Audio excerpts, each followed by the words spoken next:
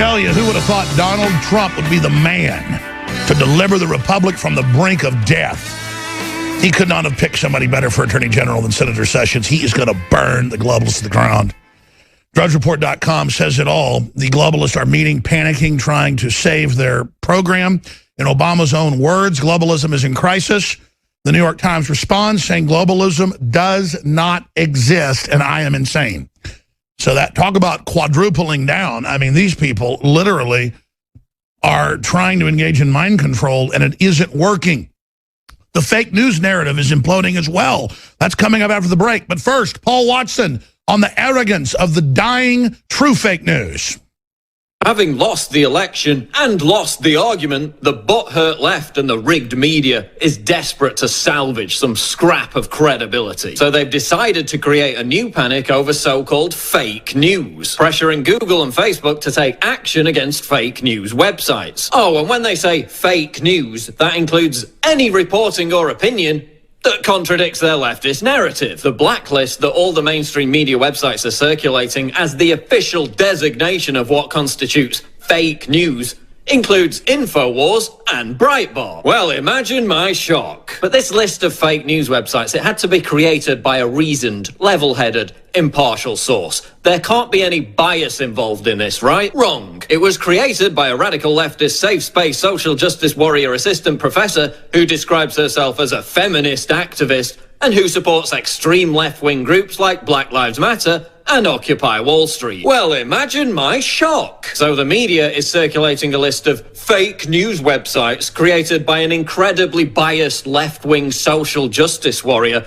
which just by coincidence is full of conservative news websites, and then demanding Google and Facebook censor that content. This is all happening while Twitter also mass purges so-called alt-right accounts for daring to express unauthorized opinions. They're also promoting a Chrome browser extension that automatically flags so-called fake news websites based on this same SJW-created blacklist. And imagine my shock, Infowars.com is on that list. Listen, we all know that there are actual fake news websites. They're pretty easy to spot. And some of them even admit that they're fake news websites. But there's a difference between fake news stories like this and having a conservative opinion. And anyway, who gave the mainstream media the right to be judge, jury, and executioner of what constitutes fake news? All you do is put out fake news. You're the aficionados of fake news. You put out the fake news that Hillary Clinton was 98% likely to win the presidency. You printed out and shipped copies of Newsweek celebrating Madame President. You said the Cubs had a smaller chance of winning than Donald Trump. You put out fake rigged polls that were proven spectacularly wrong. You put out fake rape stories that ruin people's lives over and over again. You fake interviews with your own cameramen claiming they're anti-Trump protesters. You create fake narratives like Trump being responsible for violence at his own rallies when it was DNC-funded agitators all along. By this measure, nearly every mainstream media outlet should be put on a fake news list. Oh yeah, and when some fake news website puts out a fake news story, the worst case scenario is that someone makes some ill-gotten advertising dollars. When the mainstream media peddles fake news, like the fake news story that Saddam Hussein had weapons of mass destruction, hundreds of thousands of people die. You're the experts at fake news, so how dare you accuse us of being fake news? And why the hell should anyone trust you? As WikiLeaks exposed, you're not the Fourth Estate. You're a public relations front for the Democratic Party. You lost the argument. You trashed your own credibility, and now you're trying to resurrect it by claiming that everyone who beat you is fake news. Give me a break. No one trusts you. That's why you have to resort to dirty tricks and censorship. And it's not going to work. Because you suck. You lie. And everyone knows now that you're fake news. That extremely powerful report is on Infowars.com. I'm going to tweet it right now at Real Alex Jones. Let's share it. To say that the news isn't incredibly positive across the board is an understatement. I tend to celebrate things after the fact. I tend to also grieve after the fact. I won't cry at, say, a grandparent's funeral, but I'll start bawling a week or a month later, or maybe a year later. But I tell you, when it comes to celebrating, I am in ecstasy right now. I am higher than a kite.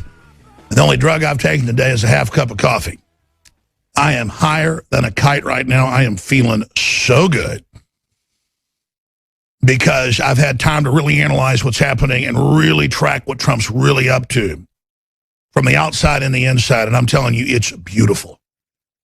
That said, I don't see how they won't kill him. They're so damn arrogant. They don't care if it makes him a martyr. These people are very ham-fisted at this point because their best-laid plans have gone astray. Ford is announcing that it's not going to move its plants out of the U.S. Not just one plant. It's now being announced that there's a whole initiative to just keep them here, period. Apple is now announcing they're going to move one of their main plants out of China to the United States. They said they're looking at it. It's basically a done deal. All because they know Trump is going to burn them if they don't. And China can go to hell. They can have, 20-plus Foxconn labs for Apple. Can we have one? Can we maybe you get 20 something, we get one? This isn't a trade war. The globalists have had their foot on our neck. And by the way, all these top analysts are now admitting, okay, the dollar's up. Okay, all these equities are up. Okay, yes, this will make the average person more wealthy. Yes, what Trump's doing is classic America. Okay, yeah. But they'd all been intimidated and didn't have leadership to do this.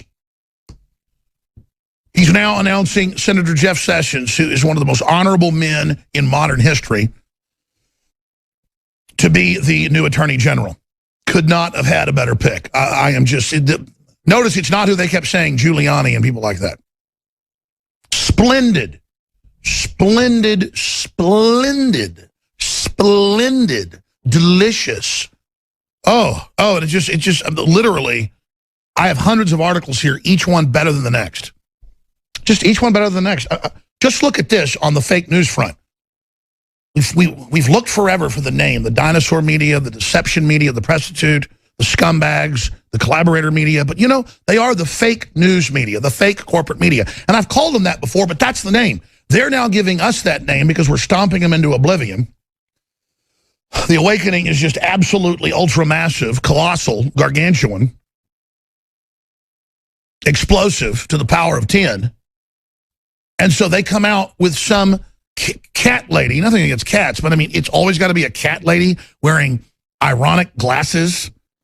A professor made a list of what's fake, and so Google adopted it, and then Quantcast adopted it, and then we learned it's this whole way to purge libertarian and nationalistic media that's dominant.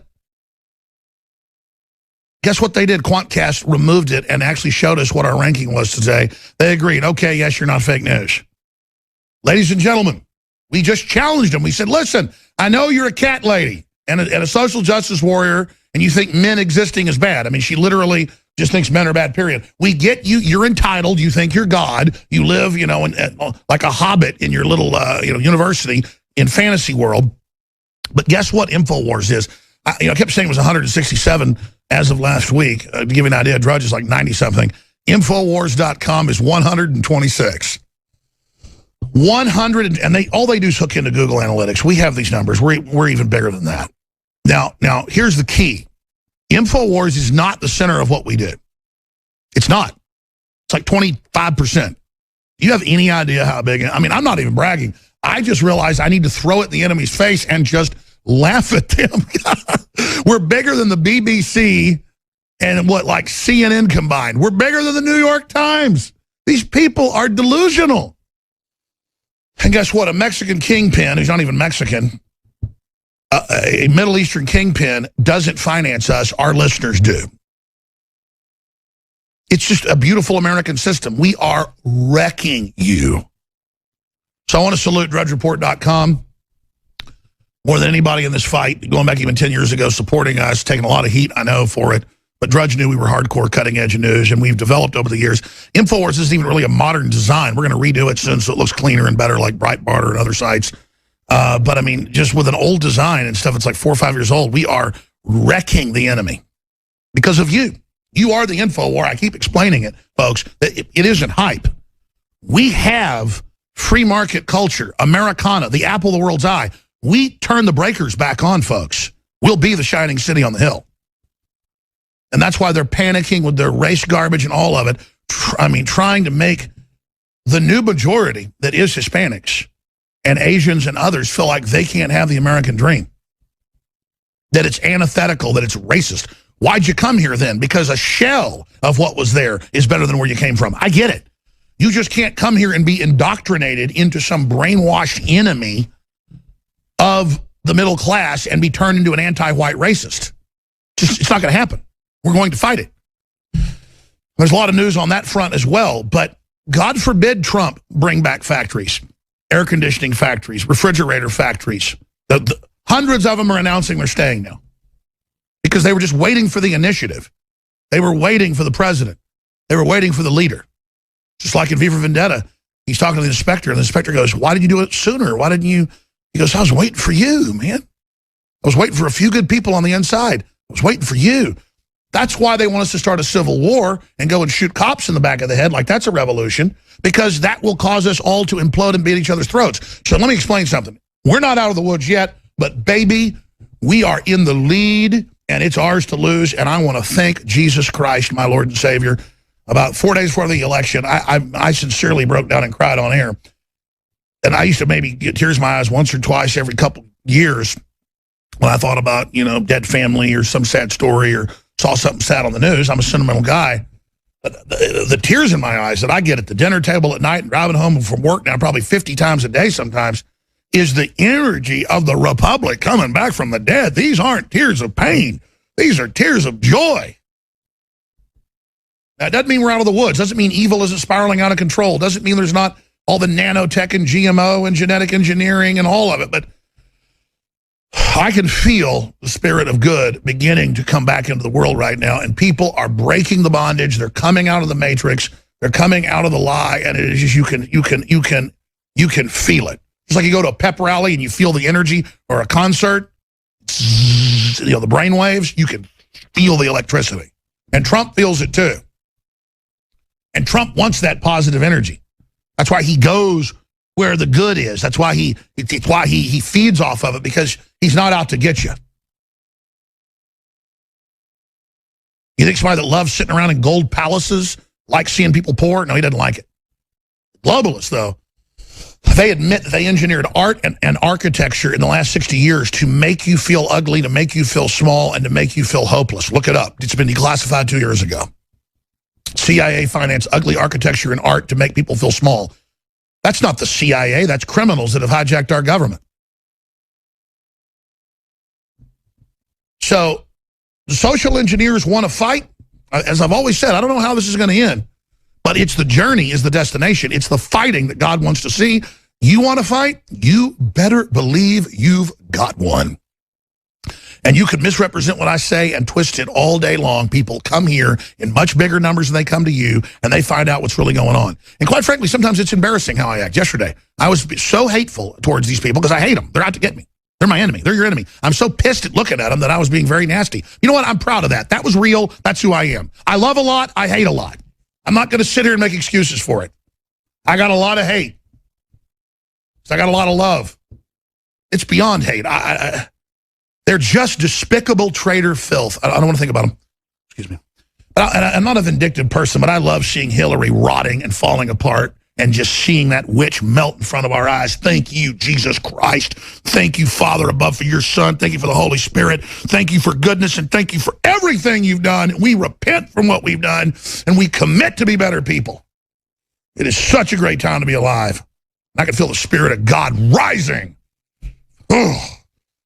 And then the more God comes into the world, the more just these evil people are just despicable and disgusting, aren't they? As your spirit gets stronger, you recognize them more, and you can't be around them. As we start resonating, ladies and gentlemen, we're going to just, that's why they hate us. They don't want us in the world, folks. We can't get along. The sheep and the goats don't coexist. Figure that out. They're not giving us quarter. None, no quarter given, none taken. We're going to run those black flags up, baby. Committed to this. And I can feel their howls of despair as their lust to hurt the innocents and their lust to make people poor and their lust to dominate and break society's will as their will is broken. The greatest psyop was these controlled churches always telling you it's the end of the world right around the corner and give up because there's no point. You know, the devil runs everything. The devil's only here to test us, ladies and gentlemen. I don't know what the future brings. Undoubtedly, revelations will be fulfilled. But in God's time, and any man that tells you he knows is an agent of the devil. That's Christ. Let no man deceive you and tell you he knows the hour of the day. It's all there. And we're going to come back, and I'm just, I mean, oh my God, this is just all luscious news. There's some important things we have to look at. Western women being raped in the Middle East.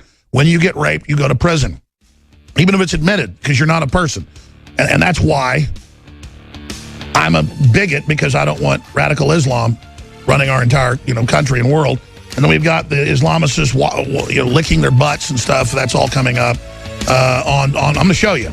In Italy, people basically licking their butts. Stay with us. We are back live. You know things are different when Trump has launched greatagain.gov. That's right, greatagain.gov. Thank you for your support. An actual federal government executive website. You can read about the president-elect, the vice president-elect, news, making America great again, serving America. That means getting jobs in the executive branch. And I saw different clips last night of Jon Stewart and others saying, what does it mean to make it great again? No one ever asked him. No, it means cutting taxes. It means sending a lot of power back to the states. It means doing the things that made this country so successful again and not running it down all day. That's what it means. And then they sell the idea, no, it means make it white again. Ladies and gentlemen, America in most areas is 50% Hispanic now. Now, if you look at demographics, like I said, in 10, 15 years, depending on the demographics, 70% or more will be Hispanic. There have been Gallup polls where 71% of Hispanic Americans that are citizens want to control the border. Sure, every other Latin American country tries to control their border. You don't have a country if you don't. They've got new polls out where it's almost 60%. But they have brainwashed some Hispanics that if someone likes Donald Trump or someone wants to control the border, that there must be racist. No, we just can't have totally open borders. No one else does. This is globalism conquering our country. You're being used to do that. I would love it if there was a Hispanic president or a woman president if they were like Trump. I do not care what color their hair is or what color their skin is or what color their eyes are. I care about what's going on inside that brain. And Hillary Clinton is a demon witch. Has nothing to do with the fact that she's a woman. Oh, you just don't like strong women. Give me a break. Give me, I love strong women. Man, they can help me get stuff done. It's like saying, I don't want a strong wife. I don't want someone that helps me get stuff done no, are you kidding? What a man's looking for is a dynamic, strong woman. It's just total insulting of reality. Are there poor white people that look around and see a bunch of Hispanics doing better than they are because they're farmer generations and are working harder and get pissed off? Sure. But that is underlying and very, very small. And it's just, again, they have tripled down on this entire race narrative. And the good news is almost no one is buying it. And when Trump delivers prosperity and the mainstream media tries to cover it up and sabotage it, it's going to be irrevocable. I am so glad. I was bummed out at first that mainstream media has just intensified their lies. But I understand that's a failed system they've been engaged in. And so their playbook is a losing playbook. So if they're our enemy, we shouldn't interrupt our enemies while they're destroying themselves, should we? Now, this is a short segment. Let me tell you some of the news that's coming up in detail. Look at drudgereport.com. Obama is over in Germany and Europe. He just left Greece yesterday, trying to prop up globalism. And that's the headlines. Globalism in crisis. I mean, that's Financial Times of London, you name it. Der Spiegel. I've got stacks of news. Global government's in trouble. And what does Merkel say? She says, we're not letting the EU go. German finance minister warns Britain could still be paying into Brussels coffers in 2030. They're telling him, we're not letting you go. You never voted to be part of this. You're not allowed to leave now. You didn't do your Article 50 right, so you can't go. And as I said, folks, people go, oh, Brexit's been scuttled. We knew this would happen. But the process of forcing them out in the open to say you can't leave, we run you. I mean, 20 years ago, you couldn't even get people to admit there was a European Union being set up. It was a conspiracy theory. When I was first on air, just 5 years, 6 years before it was official, and it was already codified under law, they just hadn't announced it, kind of like the North American Union is already in place. The Asian Union's been in place for decades. They don't tell you until it's all done. And TPP was going to be done for the Asian Union, and then the Atlantic Treaty between the U.S. and Europe was going to weld the three superstates together. That's official Trilateral Commission info. But remember on Monday, the New York Times said Alex Jones is crazy. I have it right here. Globalism doesn't exist. Now, Obama's in Germany saying we've got to defend globalism. It's in crisis. But here's the New York Times telling its readers it doesn't exist and it's code word for anti-Semitism. What the? Where does this crap come from? The TPP with more than 50 countries running us? What's that have to do with Jews? It's countries all over the world with corporations taking over our sovereignty. They just inject that. It's like, I don't like your health care plan. It's a ripoff. Shut up, racist. What's that have to do with racism? This is a ripoff. Shut up, racist. And then that's all you've got, conspiracy theorist, racist, and fake news. That's it. Racist, conspiracy theorist, fake news, throw in a homophobe, and you're like, what? I'm a libertine. Everybody knows that. What do you, stop it. Absolutely incredible. So when we come back, we got a bunch of clips. We're going to get into all of this because their whole fake news initiative has blown up in their face spectacularly. Spectacularly. They're already reversing this blacklist that they're sending around, saying ban InfoWars. We'll be back. Wall Street Journal. China presses tech firms to police the internet. That's a fake headline. It's a real story, but a fake headline. China isn't pressing. The Communist Party dirtbags, the biggest mass murderers in all of history. Over 100 million of their own people, 80 plus under Mao Zedong alone, who have got their people in total wicked bondage, involved in political and cultural congress with our elite, are setting up a planetary system, and there they are telling us what to do with Hollywood, telling us what to do with the internet. You think they like the fact they can't block this show? It's very hard for them to block this transmission going into China? You think they like that? We see mainstream media, we see the Democrats saying, Zuckerberg, you better censor the web more. Zuckerberg came out this week and said, it's not that easy. It isn't just a fake news issue, and you know it. Because Peter Thiel owns part of Facebook and isn't letting him do it. I gotta say, Peter Thiel, more and more I research him. I know he's gone to Bilderberg. I mean, I know it's a secret meeting and it's globalist, it's bad. But what matters is what people do in the real world. And if he's opposing tyranny more and more, that's a good thing. And helping Trump get into office.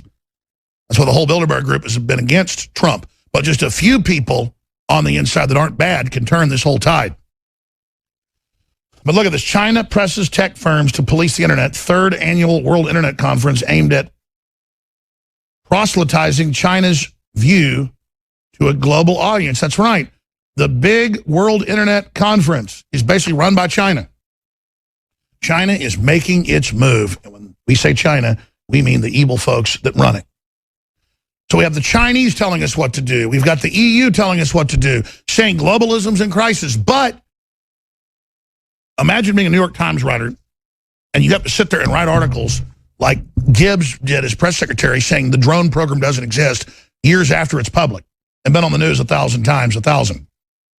Globalism, a far-right conspiracy theory buoyed by Trump. And we claim there's multinational corporations and multinational agreements that we're not part of, and we claim it's transferring power. It's totally insane. Meanwhile, we're not letting the EU go. German finance minister warns Britain could still be paying into Brussels coffers in 2030. The rise of populism tops anxiety list at Frankfurt banking meeting. Oh, the anxiety. Oh. Globalist plot survival. I wish I could come up with terms like that.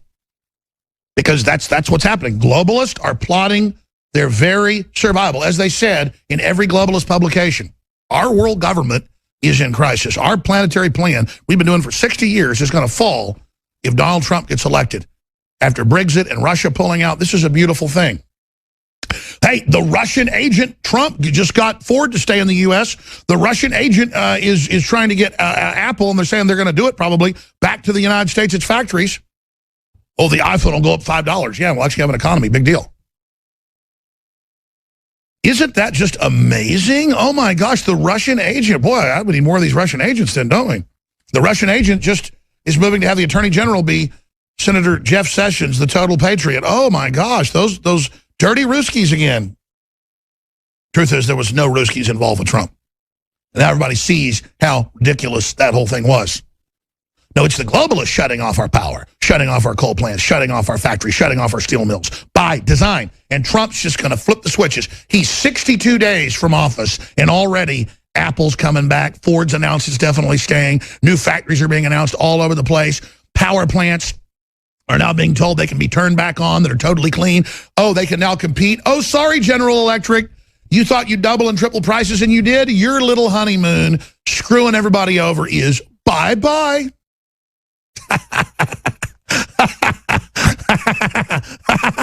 And then wait till people's power bill goes down.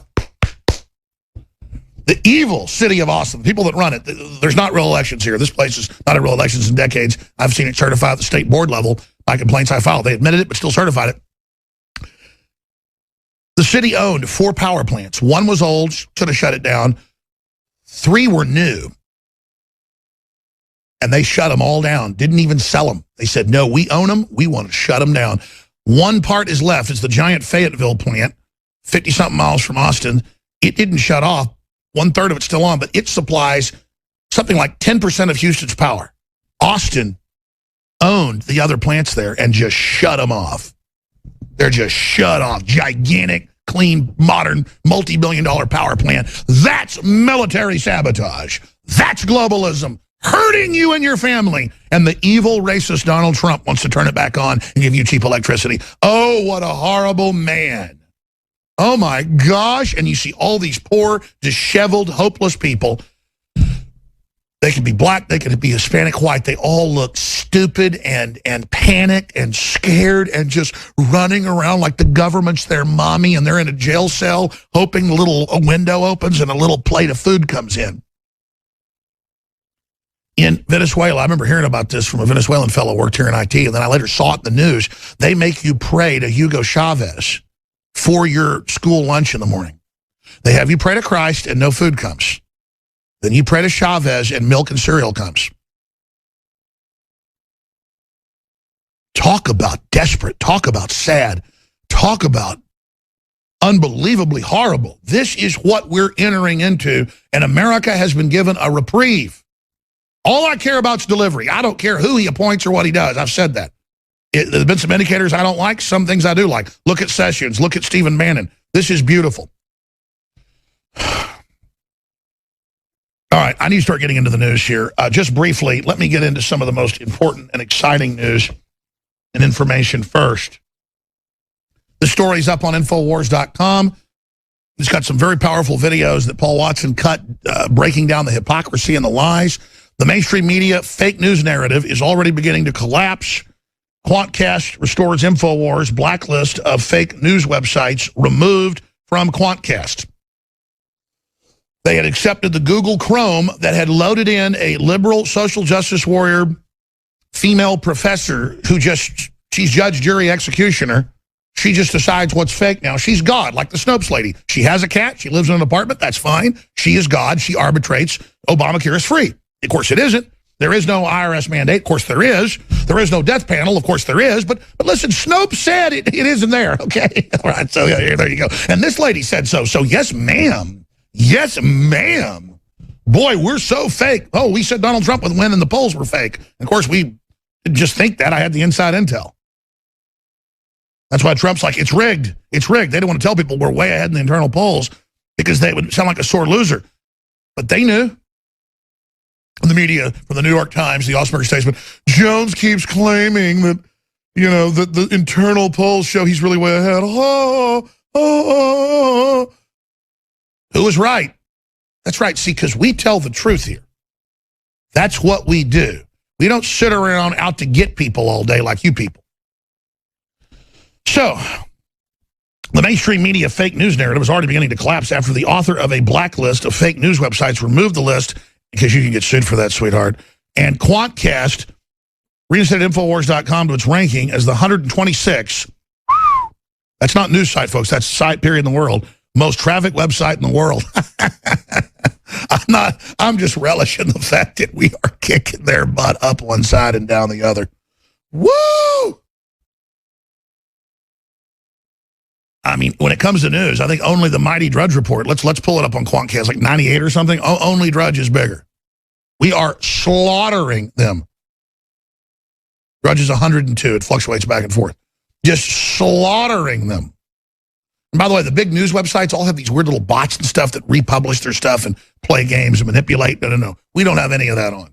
We just bare knuckles annihilate them. And again, InfoWars is 20-something%, depending on the day, of our reach. We have big algorithm systems in there, computer models, Google, you name it, that war game it all. And we don't even really use that stuff. We just kind of go look at it and go, good God, look at that. It's like Death Star level firepower just blowing the enemy to pieces. And the enemy just hops up and down and goes, we're wearing fancy suits and we're at CNN. And then no one listens to them. And they're just caught fake news, fake reporters, fake everything, just spewing disinfo, giving all the questions to Hillary beforehand, just all sorts of evil activity. Just think about that. So the mainstream media is fake news. Yesterday, we reported how Quantcast had apparently delisted Infowars.com at the same time that the mainstream media was circulating a list of fake news websites that included big conservative news outlets such as Infowars and Breitbart. Infowars has also been reinstated as Quantcast's list of top websites and has skyrocketed to 126 on the list. Now, before I go any further, I want to just make a point here. Normally, news organization this big would bring in billions of dollars. I'm good at reaching people, thank God, and because you spread the word, but I'm not good at making money. And we need to bring in a ton of money. I have the responsibility to hire 4 or 5 more reporters, camera people, editors, and other things we need. I mean, we are on a shoestring budget comparatively. If I was in New York or someplace, I could have 15, 20 employees, not 60. But when I say employees, that's like janitorial stuff, accounting, customer service, our own warehouse for shipping. I mean, when you're talking about news, folks, it's like 25 people total. We need 30, 40, 50 people. I mean, we've got the staff of a small town newspaper, and we are changing the world. But I don't have the big corporate sponsors. I sell products. That's how we fund ourselves. And I have this penchant for trying to give people good deals because that's just how I am. $9.95 for the Trump is my president shirt. That includes shipping. We don't make any money on that. But it's so effective, people buy 5 times more if I sell it at cost. So I just want to see Trump's my president everywhere. So see, to get the message out, I sabotage our overall capitalization. So I'm just saying, there's nowhere you can spend money that will have a bigger effect than Infowars.com or clicking on the ads on DrudgeReport.com. There is nowhere. So when you get Brain Force or you get, look how good our info is. Look how effective and cutting edge. Try the nutraceuticals. Try the supplements. We've got the very best heirloom non-GMO seed varieties, 15, 14 different companies at the lowest prices you're going to find out there.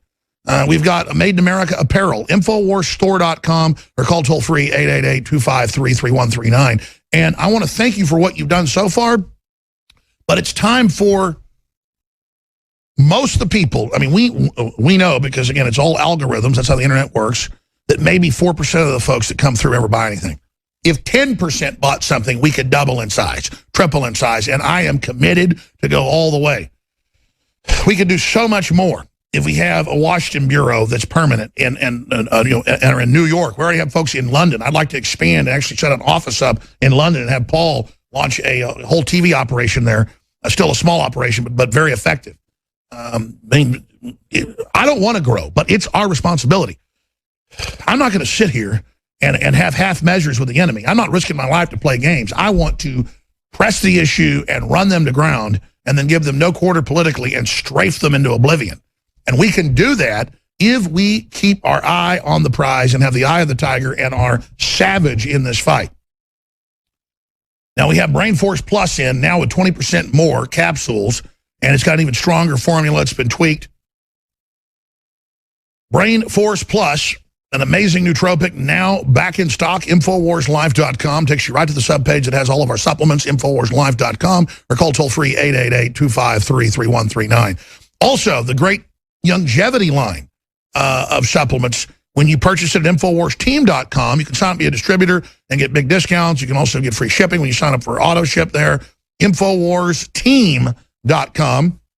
And roughly, 6, 7, 8% of that purchase goes to fund our operation as well when you get high-quality nutraceuticals and supplements at InfoWarsTeam.com. That's InfoWarsTeam.com. And I want to thank everybody for your support there as well. You can also call toll-free, and the number is there on the website at the top of the site. Beyond Tangy Tangerine, Pollen Burst, OsteoFX, Rebound, and so much more at InfoWarsTeam.com. It's really InfoWars Health, but I haven't updated that website yet, so just go to InfoWarsTeam.com. Now, expanding on that, we have PrisonPlanet.tv that has the nightly news for subscribers. I want to thank all those old subscribers. 20 people can use each membership there. Also, we have the new app that's $4.95 a month that we are now uploading special, exclusive, behind-the-scenes videos, live videos, special documentaries, you name it. There's now over 100 pieces of new original content there, but the real reason to have it is that there are discounts of up to 50%. The biggest sales we have are exclusive to members of the app. There's a free version, Infowars.com/app, that has the daytime video feed, audio feeds, podcasts, news, articles, you name it. But the paid one has the live feeds, the archives, the discounts, and news alerts that we send to you that we're about to start. We're still tweaking a few things, but I'd say it's running about 98%. So Infowars.com/app. Also, it's key if they start censoring more. You never know what they could do. Set off a nuke, Lord knows what, and Infowars will be gone overnight. Only a fraction of the folks that are listeners have ever gone to Infowars.com/newsletter and signed up for our free email newsletter that has exclusive videos, articles, promo codes, you name it. And I know everybody's sick of email. I'm sick of it too. But with InfoWars and our relationship, it's important that we have your email. So Infowars.com/newsletter. Go there today. And it is so essential that you then take our emails and forward them to folks, because this is how we get key intel out. And talking to all the experts, it's essential. This is something I never did. I mean, back in the age of email being top, we'd have tens of millions of folks signed up if I'd have just done it. Only started the last few years promoting it. And hundreds of thousands of people have come and signed up, but it's just a fraction. Only, 400,000 people or whatever have downloaded the free app. I mean, we're 126 on the internet, just on our website. We've had 5 billion views conservatively on YouTube, and all we can get is 400,000 people to download the free app. I mean, I'm not bitching, but Drudge is right. We have to have our own platform separate from them that aren't as easy to censor. I mean, they censor us, we point it out, you point it out, they back off, but they keep coming back, which is a tactic. So it's an eternal battle. Bottom line, thank you all for your support. You are the InfoWar. That's not rhetoric. It's true. You did this. Savor it. The crew did it. Our sponsors, our local affiliates, support them. We're going to come back and get to the really shocking news, though. I've covered a lot of positive news. I want to get into what the Islamists are up to. I mean, and just why I don't want to visit these countries or bring this here. I'm sorry. We have literal, it's indescribable. We are back live. We got a bunch of big guests joining us today. True heroes like James O'Keefe from Project Veritas and more. Dr. Steve Pieczenik. Roger Stone. I talked to him last night. He wanted to come on. I don't know. That's been lined up. But we are working on it right now. Speaking of sponsors, it's not just the products we sell at InfoWarsStore.com. It's the great folks like Chuck Underseas that put out the amazing film with Charlie Daniels, General Boykin, Joel Skousen, myself, and many others. It covers Agenda 21, the whole New World Order, the Federal Reserve, how evil it is, how it is a devilish system. Very powerful film. Everybody needs to see it. Visit revelationthemovie.info to purchase the DVD or check into hosting at a theater near you. That's revelationthemovie.info. And buy a couple copies. This guy put everything he had into this film. Took him 5 years to make it, and it's just a very important film. Stone's on at 12:30, so he's on in about 40 minutes. So revelationthemovie.info to purchase or to set up a screening in your area. That's what's really, really effective.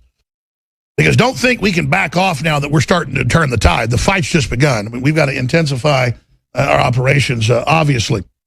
By the way, Daria, one of the producers, was pointing out, yeah, you're not bashing China enough. They loaded 70 million Americans' phones with spyware and stuff to basically steal your bank account information and rob you. I mean, folks, our military hardware, that came out 10 years ago, they're doing that or longer. China is literally all over us. Every movie I go see about science fiction or technology, China runs everything and is our boss. Every movie. Every movie. You'll notice it. I started seeing this like 5 years ago. Now it's every movie. And now they announced China's taken over. That means communist Chinese. They're in the news saying censor the internet in America. How about you go to hell, okay? I had China. Paul doesn't want me to get into it. But Paul had China basically come out a mess with him in London 3 years ago. Oh, yeah, folks, we're not in Kansas anymore. We're talking James Bond movie stuff. So understand, folks, believe me, there's a lot more going on you don't know about. This country is under full-scale attack. The people we've got in aren't perfect, but they are not out to get the nation. Do you understand? And people better decide which side they're on right now. The Russians aren't doing anything. They're seen as destabilized. The globalists are trying to bring them down, just like they're bringing us down. I'm going to say it very slowly. The globalists are allied with China against the United States and Russia. The EU is meant to destroy Europe and suck it down. It wants to destroy the third world. The globalists are against humanity. It's a scientific system that deindustrializes you. I'll use the Oblivion analogy. It's like a big alien spaceship that lands and sucks up your oceans, kills your planet, and leaves, okay? It's cold-blooded, it's scientific, it's psychopathic, it's the enemy.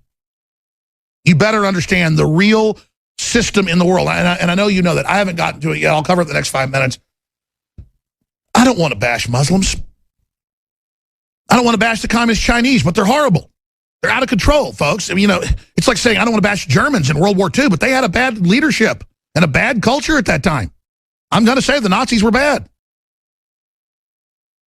Ladies and gentlemen, most of these Muslim countries, women are kept as basically property. And then the left has this fetish about Islam all day. British woman gang raped in Dubai says, I'm petrified out here alone after she's arrested for extramarital sex. She goes and complains she's raped. And they go, sweetheart, there ain't no such thing. You're not, a man can do whatever he wants with you. So, there's another one. Shock video. Police force 80-year-old Italian hotel owner to house African migrants. This is just commandeering. It's just this little bitty inn with this little old man, and the police just show up and say, you're going to house North Africans. And in Germany, they tell people, we're moving people into your house. I mean, this is incredible, folks. And the government, the Pope says, come, but he's got 200-foot walls, and then it gets worse. Video shows migrant in Italy washing his anus in public and then licking his hand. This is cultural enrichment. Folks, they get in the pool and just start crapping everywhere, just shooting feces everywhere. And then everyone just, enrichment. They rape children in the pools. I mean, my God. And the inbreeding. Thank you for listening. It's hillbilly Muslims, folks. I'm telling you right now. We'll be back. The Japanese are really concerned about China as well, so Trump knows who to meet with first.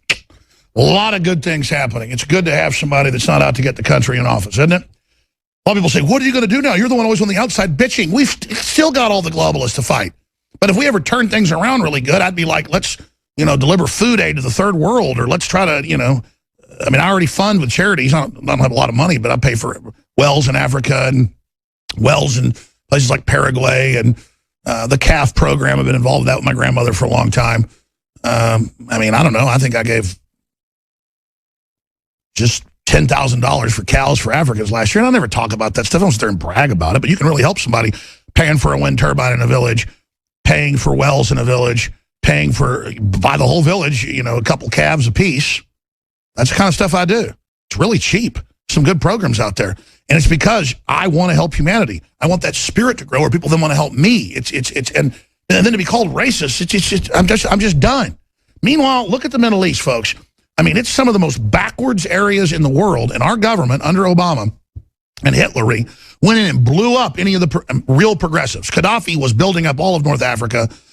He was building huge aquifer facilities, runways, businesses. 60% of graduates from school were women. Christians were left alone all over. Jihadis now run Libya. It's a failed state. And then meanwhile, British woman gang raped in Dubai says, I'm petrified out here alone after she's arrested for extramarital sex. That's the Mirror. Jane Mosey, 25, has spoken about her nightmare. She got raped, talked about it, and then they arrested her for the men raping her. And that's liberal. But, oh, my gosh, I'm a misogynist white male out to get women. Hey, dumbasses, the West is where women got their liberation, dumbasses. That's the thing about the left. They're not the left. They're such scum. They run around inverting reality, and I'm tired of it. I love when they try to guilt me. I told you about, not this Halloween, because I didn't do anything this Halloween, but I had an office party the Halloween before, and we were at a couple of different places. I had 3 different people come over and say, are you a Nazi?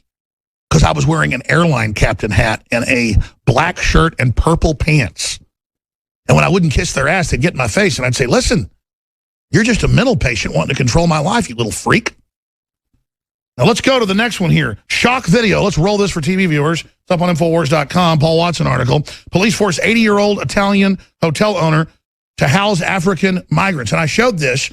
Oh, you know, and they just come in and just fill up his little bitty inn and his little bitty restaurant. And the police just show up and say, you're going to take care of these people. And by the way, you're going to do it for free.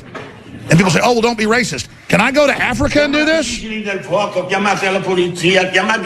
Are these cops taking people into their houses? Hell no, they've got their big, fancy Italian, uniforms that look so good.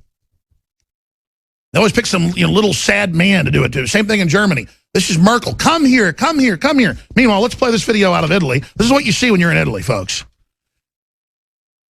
And the gypsies walk up to you like they want to kill you with hate. You're supposed to go, oh, I'm liberal, slit my throat. You're so trendy. Video shows migrant, let's roll it, in Italy, washing his anus at a public fountain. Cultural enrichment at its best. And then he wipes his ass with the same hand and then drinks it.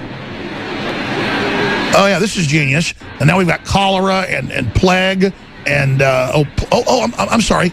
Leprosy's made a comeback in Europe and here. Wonderful, wonderful. Don't even teach him how to use a toilet. No. Don't even test people at the border. The Pope said bring them, but never at his little degenerate command base. They're at the Vatican. They're at the pedophile command base. Or I guess kind of WikiLeaks showed New York's kind of that too. There's many pedophile capitals, I mean. All right, more true, accurate, hardcore news straight ahead, unabashed, unapologetic. Well, Trump is still 62 days out from office to be number 45 president of the United States of America. Trump to be POTUS. And already Ford's announced it's not leaving with that SUV plant from Kentucky. Other major plants, I've got a list here, announcing they're going to stay in areas like Ohio and Texas as well. And Apple's announcing that they think they're going to move one of their big plants making iPhones and other Apple products back to the United States. They haven't manufactured here in 20 years. And he's not even in office yet. He has now announced that his attorney general, should he be confirmed by the Senate, Senator Jeff Sessions, that's going to happen. Very honorable man, could not think of a better choice. That guy does not deal in politics when it comes to justice. People better look out. And let me tell you, Hillary is going to get in big trouble. Jeff Sessions never compromises, never backs down, and is one of the best people we've got in our government. So Trump is really delivering. Stephen Bannon at the head of the entire strategy operation could not be a better choice. That's why they're calling him a racist and never showing any proof. They call James O'Keefe a racist. They call me one with no proof. It doesn't work anymore, but they've only tripled down is the term, or maybe quintupled down with all their lies and disinfo. What's going to happen? James O'Keefe joins us. He said, well, sure, I'll come on, but why? Well, I want a victory lap, but also where you see all this going with your expertise, other goodies that are going to be coming out, because obviously we've got to hold our foot to the neck of these people. We may be a little bit euphoric. We're having some victories right now, but you better believe they're coming back with an incredible vengeance. So the man that heads up Project Veritas, one of the undoubted MVPs, and look, it's not about credit, but we have to single out who is the most effective, and it is James O'Keefe. It is Julian Assange. It is Matt Drudge. It is Donald Trump. I mean, these are the type of folks that we need to celebrate, but also the listeners of this broadcast and my crew and just everybody in the Liberty Movement. It isn't about credit, but man, we've been the underdog for a long time, and Trump is really starting to deliver. Now, I haven't talked to O'Keefe since before the election. I don't know his view on all this. We'll see if he concurs or what he adds. ProjectVeritas.com. James, congratulations, my friend.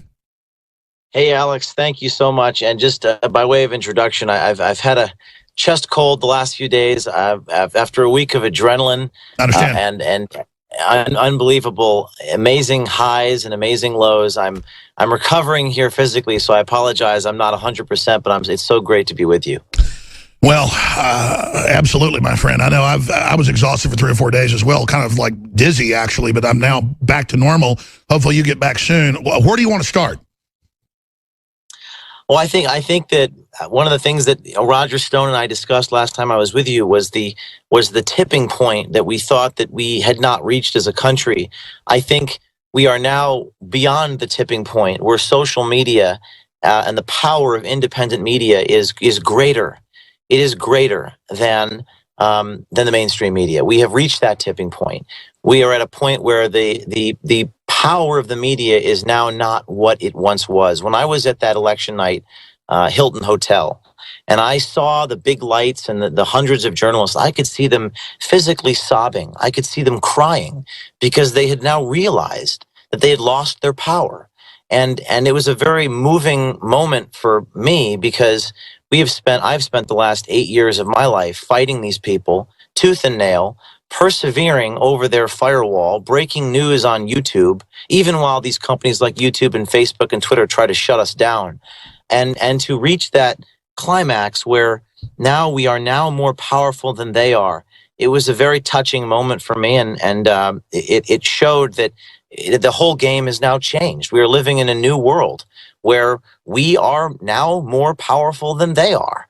And that's just the bottom line. And Trump has to realize that. And we did this, I'm not just saying it's true, from the grassroots because we really believed in America, in free market, in the Second Amendment. They were trying to dominate us and studying history and studying past wars. And this is a new type of war, an information war predominantly. You never know when an evil empire is about to break up. You never know when it's about to fall. It's going to tell you to the minute that the evil king kills over that it's victorious, it's all-powerful, it's unstoppable. And this system was so delusional, they were believing their own BS. I mean, listen, when Infowars.com, which is, most people are obsessed with their site, it's a small part of our overall reach, 23% according to the Google algorithm on a daily basis. It's 19%, 25%, but average is 23% year end. When we're number 124 on the web, folks, we have reached 5 billion people on YouTube alone. And this just shows what InfoWars is doing, and we're not even getting started. Imagine how much that freaks them out, James O'Keefe. Yeah, I mean, when we were I was on, I think, Tommy Loren's Facebook live stream, and there were like 1.7 million people watching it.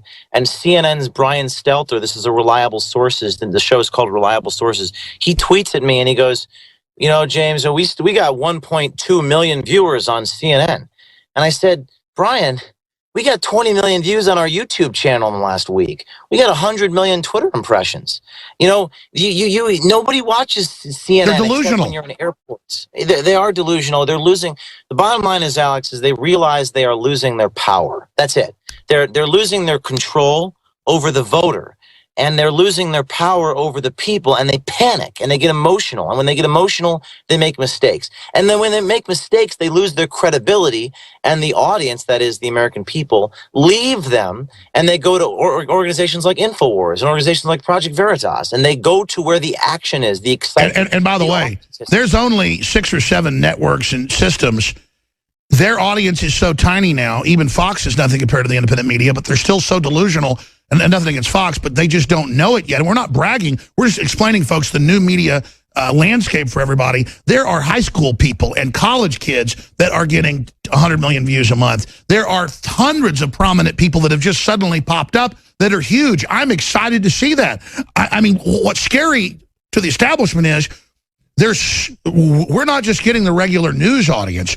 the liberty movement has expanded to where this is almost like a blood sport or a new form of entertainment. We're making politics fun again, and I think that's where they lost the paradigm, is the memes and all of it is what I'm getting at.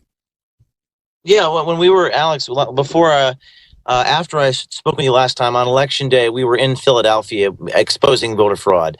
And it was easy to expose. I mean, we released videos on Election Day in Philadelphia where we would go to the poll site and, you know, with a hidden camera, we'd go up to the supervisor, the judge, and they told us who to vote for. That's a crime. You can't do that. They were saying, vote for Hillary. I mean, these are election judges. These are supposed to be making sure that these elections are conducted fairly and without bias. And as I was in my car driving around Philadelphia with my team, going, frankly, some of us were risking our safety to do this because these were in neighborhoods where people were intimidating people. They wouldn't let you in as a journalist. We were going around. I was tweeting, live streaming that I was doing this. I was monitoring fraud. And these journalists were attacking, viciously attacking us, calling us racist, and I mean, every one of them. And it dawned upon me when I was in my car driving around North Philadelphia there, getting attacked. I realized, you know what? These guys are so desperate. They're such losers. They're stuck in their cubicles wherever they are in their skyscrapers, attacking citizen journalists for doing the jobs themselves. It dawned upon me that this is now a turning point. That I'm out there, where we are out there collectively, doing their jobs for them while they condemn us. And it's that realization, I don't know what else to put it. It's a tipping point. It's a shift in the power and perception of media. And I totally agree. And that is now gone. James O'Keefe, here's the next question then.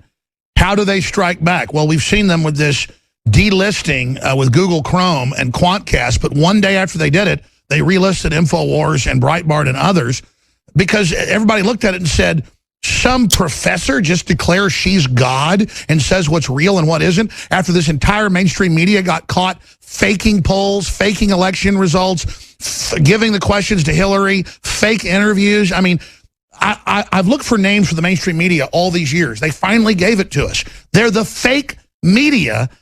By them calling us that, I finally realized that's really their name, don't you think? I think you have to, yeah, that's exactly right. I'm looking at the same thing. That fake list of fake news sites where we made a list of fake news sites. You were on there too, absolutely. Yeah. So, I mean, listen, this is what I would say to that. Judge a man by his work product, not by the name you used to describe him. They're obsessed with titles and what do you call you an activist or a criminal or a fake or a hoaxer? Judge someone by what they do. Judge Veritas, our organization, by what we expose. You guys are so clean and so good and so hardworking and so dedicated and so classical journalism. And then they go, oh, he's a convicted criminal, not saying you went in a federal building, a public building, to show that their phones weren't broken. And I mean, oh my God, oh my gosh. I mean, Bob Creamer was actually a convicted felon. That's even Anderson Cooper on CNN struggled with attacking me for being a criminal because they're trying to defend actual convicted felons that we're exposing. But this is the bottom line. Your question was, where do we go from here? And my answer is, you do the job for them. You do their work. You do the investigative reporting. You expose the corrupt administrative agencies. By the way, our government mostly consists of administrative agencies who are not even accountable to the executive branch. This is the permanent sort of infrastructure that exists of our federal government. You do the job. You report the abuses of power. You expose the corruption. These protests that are happening for the inauguration day. Veritas has people investigating and embedded in those. You expose what's actually happening, and people, that is the American people, will naturally go to where the actual journalism exactly. So it's a total tipping point, except for the minority of people who are white, black, Hispanic, you name it, that really are anti-white, racist, butthurt weirdos like de Blasio with his crew. You know de Blasio, they're in New York, the mayor. Mikhail Thelen has an article. Spokesman says sign was meant to protest white supremacy. It says F whiteness, Black Lives Matter, with a bunch of weirdo, straight-laced, chicken-necked, neurotic white liberals running around bashing white people when the average white person I know is just a, regular schmo like anybody else. I mean, it is. What is this? It's really, these are sickening people. These are racist, and I'm so tired of them. Well, we did a story on election day, day before election day. We went in Mayor de Blasio's district, New York City. We went into the poll location of Huma Abedin, and we got offered her ballot. They handed us Huma Abedin's ballot. We had full burqa on because the elections commissioner, we did another video where the elections commissioner was saying that anybody can vote without an ID. There's so much fraud. We bust people around. So Mayor de Blasio fired, this is yesterday, fired this elections commissioner we caught on tape for telling the truth. I think he should have been given a medal. He was being honest. He was forthcoming about the fraud. He was describing that they go to places like certain neighborhoods like Chinatown and they, quote, bus people around to vote. They put them in a bus and they go from poll site to poll site. So Mayor de Blasio fired the elections commissioner for revealing the fraud. This is how corrupt Mayor de Blasio is. But listen, people, I can't say it enough. Just citizens have to do their job. Places like Reddit were crowdsourcing investigative journalism out during the last few weeks.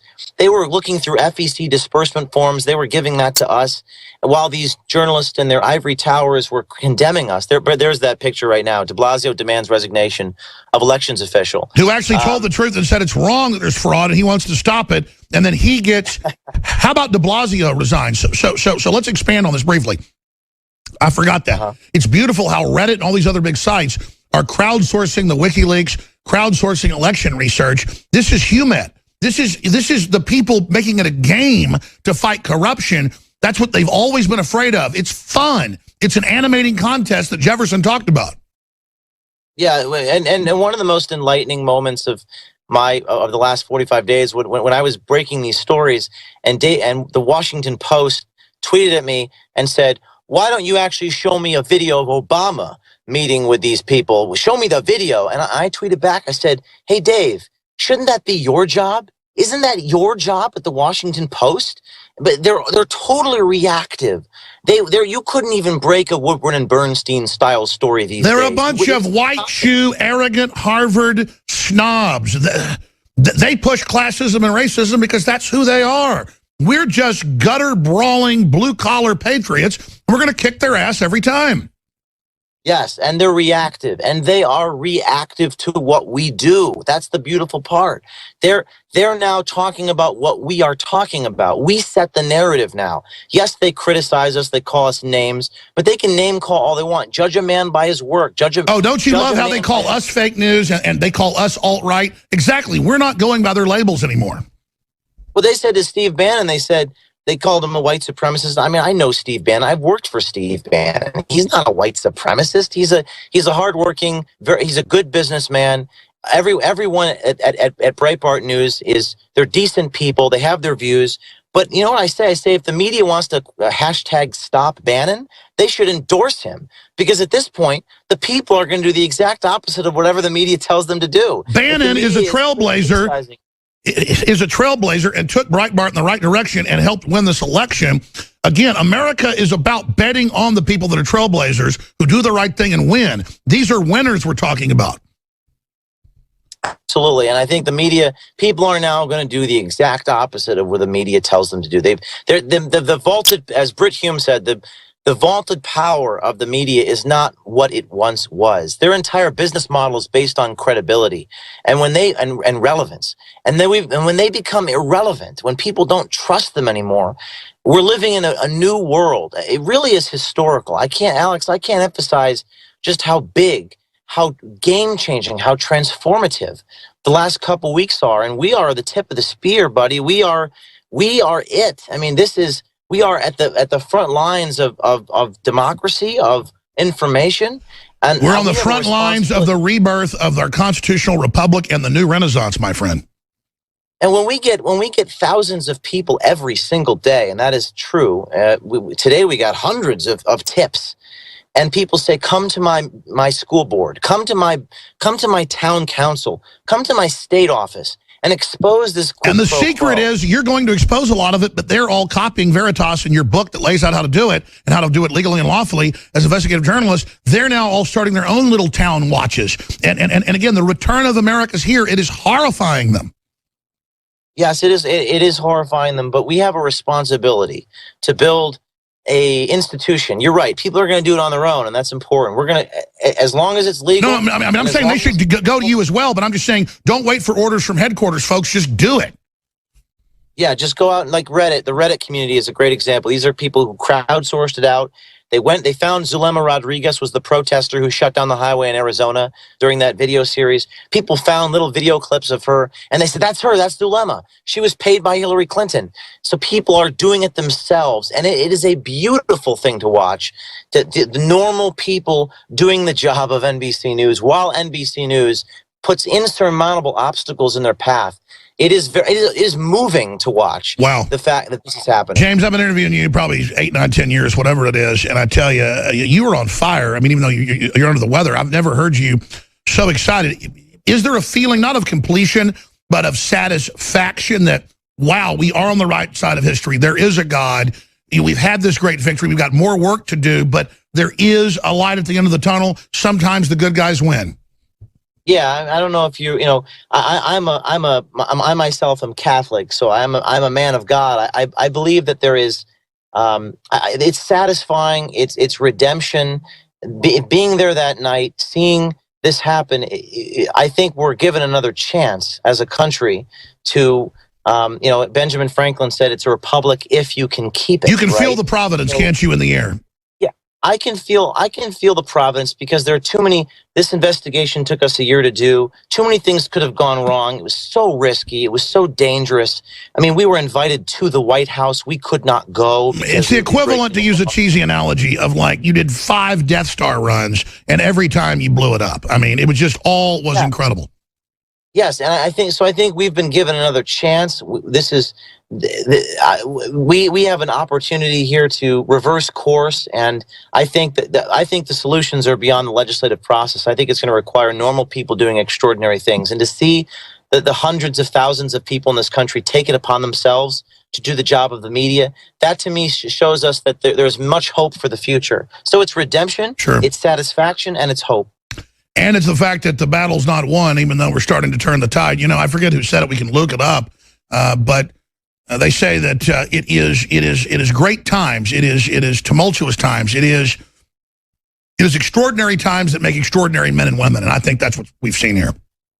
Absolutely. In closing, Trump, Ford coming back, Apple saying they're going to look at coming back. I mean, it's crazy. I'm really worried they're going to try to kill him. Well, I mean, if there's ever a plot to do anything like that, my hope is that our cameras would be infiltrating conversations to that effect. And hell, they're all over the news saying kill him.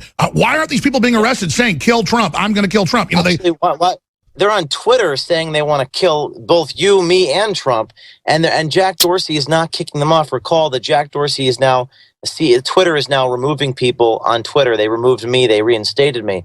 But James Wood has left Twitter. What's that? James Wood has had to leave Twitter. We also have Milo has been banned. I mean, it's horrible. There's a number of people that have left Twitter. They tried to ban me, but then 30,000 people sent emails to Twitter and they reinstated. So, look, I can't reveal everything we're doing, but we're going to be on the front lines exposing all of this. And if there ever was a conspiracy to commit fraud, my hope is that our people would be embedded in there to catch them in the act. That's all I can say. Yeah, if you're working at a big corporation and you see them colluding to suppress free speech and racketeer, record it. Send it to InfoWars. Send it to James O'Keefe. Put it out. James O'Keefe, thanks for spending time with it. ProjectVeritas.com. You're amazing. Your whole crew's amazing. And I want to just say, as one American, as one Christian to another, I salute you. And it's great in this short life to be associated with folks like you. We appreciate you. Thank you, Alex. We're going to come back with Roger Stone and probably open the phones up as well. I just, wow. This is really good. This is really good stuff's happening. We had concerns about 2 companies out of China, which are the ones that are the cell phone manufacturers, Huawei and ZTE. Their ties to the People's Liberation Army, the fact that generals are running this, and a House Select Committee on Intelligence issued a report in 2012 talking about the dangers of this. So now what you have, Liz, is you've got pre-installed spying software. They say, oh, this was a mistake. We didn't mean to have this on American phones. You've got 700 million phones. You're collecting data. You know where it's coming from. So I don't think it's a mistake that they were collecting this information. It was found All inadvertently. right, that's good. the That's fact from that they Fox didn't- Business actually doing their job. The best stuff is on Fox Business on mainstream TV. The best is Fox Business. It's almost as good as InfoWars sometimes. But notice that's not what the general Fox viewers are getting. It's very sad. But that's because smart business viewers want real information. They don't want a bunch of bull. I had to play that clip because last hour I have to correct myself. I said 70 million phones had the software loaded on. I apologize. It's 700 million. And I've said this many times. 9 times out of 10, I'm not exaggerating. I tend to dial stuff back. It's a real problem I've got. I'm not trying to lie, but I tend to dial back. And then people think I'm dialing up. Oh, 70 million phones. I mean, come on. You know, 700 million devices. Phones, you name it. Now, again, I've had whistleblowers on 20 years ago from the NSA. James Bamford, you name it, telling us all this. They've been doing it that long. Look, I'm not out to get Chinese people because they're Asian. My sister's Korean adopted. I love her to death. China feeds on its own people. The point is when Trump says we're being screwed by China, man, we're being screwed. And they try to have this fake nationalism against Russia. Russia's not doing this. Russia can barely keep from collapsing because they've been under globalist sanctions. The threat is China. So joining us for the rest of the hour is Roger Stone of the StoneColdTruth.com. Every Wednesday, he's going to host the 4th hour here. Paul Watson hosts Thursdays. Rest of the crew hosts other hours. I do intend in the near future, as soon as we get another line of crew hired, because we got one crew working 7 days a week right now, we're going to add more broadcast here to the InfoWars operation. And more than happy to work with the folks at GCN as well. But we are more and more doing things on our own, syndicating the broadcast, sitting out on satellite ourselves, just because it's better to do it, here out of the hacienda in Austin, Texas. But I got to tell you, I'm an eternal pessimist because I don't want to get arrogant and think I'm winning, and then have a problem. I shot a big elk a few weeks ago and looked like it was down. And I went over there, some great steaks. The crew's been eating it. And I got over there 20 minutes later, and he got up. It was pretty dangerous, and I had to pull out my Smith & Wesson 500 handgun that I had on my side and take him down. But again, you don't want to be too confident. We don't want to say, as the wolf says in Pulp Fiction, that all is well. We can all, service each other at this point. We're winning, but I didn't celebrate enough 8, 9, 10 days ago. I will tell you, Sessions is a great choice to the Attorney Generalship. Ford returning 62 days before Trump even gets in because Trump called the heir to the Ford dynasty and said, look, stop being anti-American. I'm going to tax the hell out of you, don't do it. He capitulated. It's the president, folks. He's got power. The globalists want to sell that power out. We've still got it. We can still get a reprieve. Apple says they're probably going to come back. Just a lot of really positive things. A lot of good things are happening. And then we got the numbers for InfoWars today. They put us in this database put out by some Ford Foundation, Southern Poverty Law Center connected professor woman, who I guess is God. And they delisted InfoWars.com, PrisonPlanet.com, Breitbart.com, Project Veritas, everybody, saying we were fake. And then Google was putting up messages saying, don't go to these sites, they're dangerous. We're going to Roger Stone here in about 10 seconds. And I love where he says he's in a parking garage. I guess like leaking to deep throat, like Drudge says, only safe spot to talk's in a parking garage these days with the Chinese 700 million devices being tracked by him. And I told people 20 years ago they can dial into your phone and listen to you. Now it's all admitted. See, folks, another thing, we've been caught in fake news. But they had to back off today when they finally relisted. Who knows how high it went.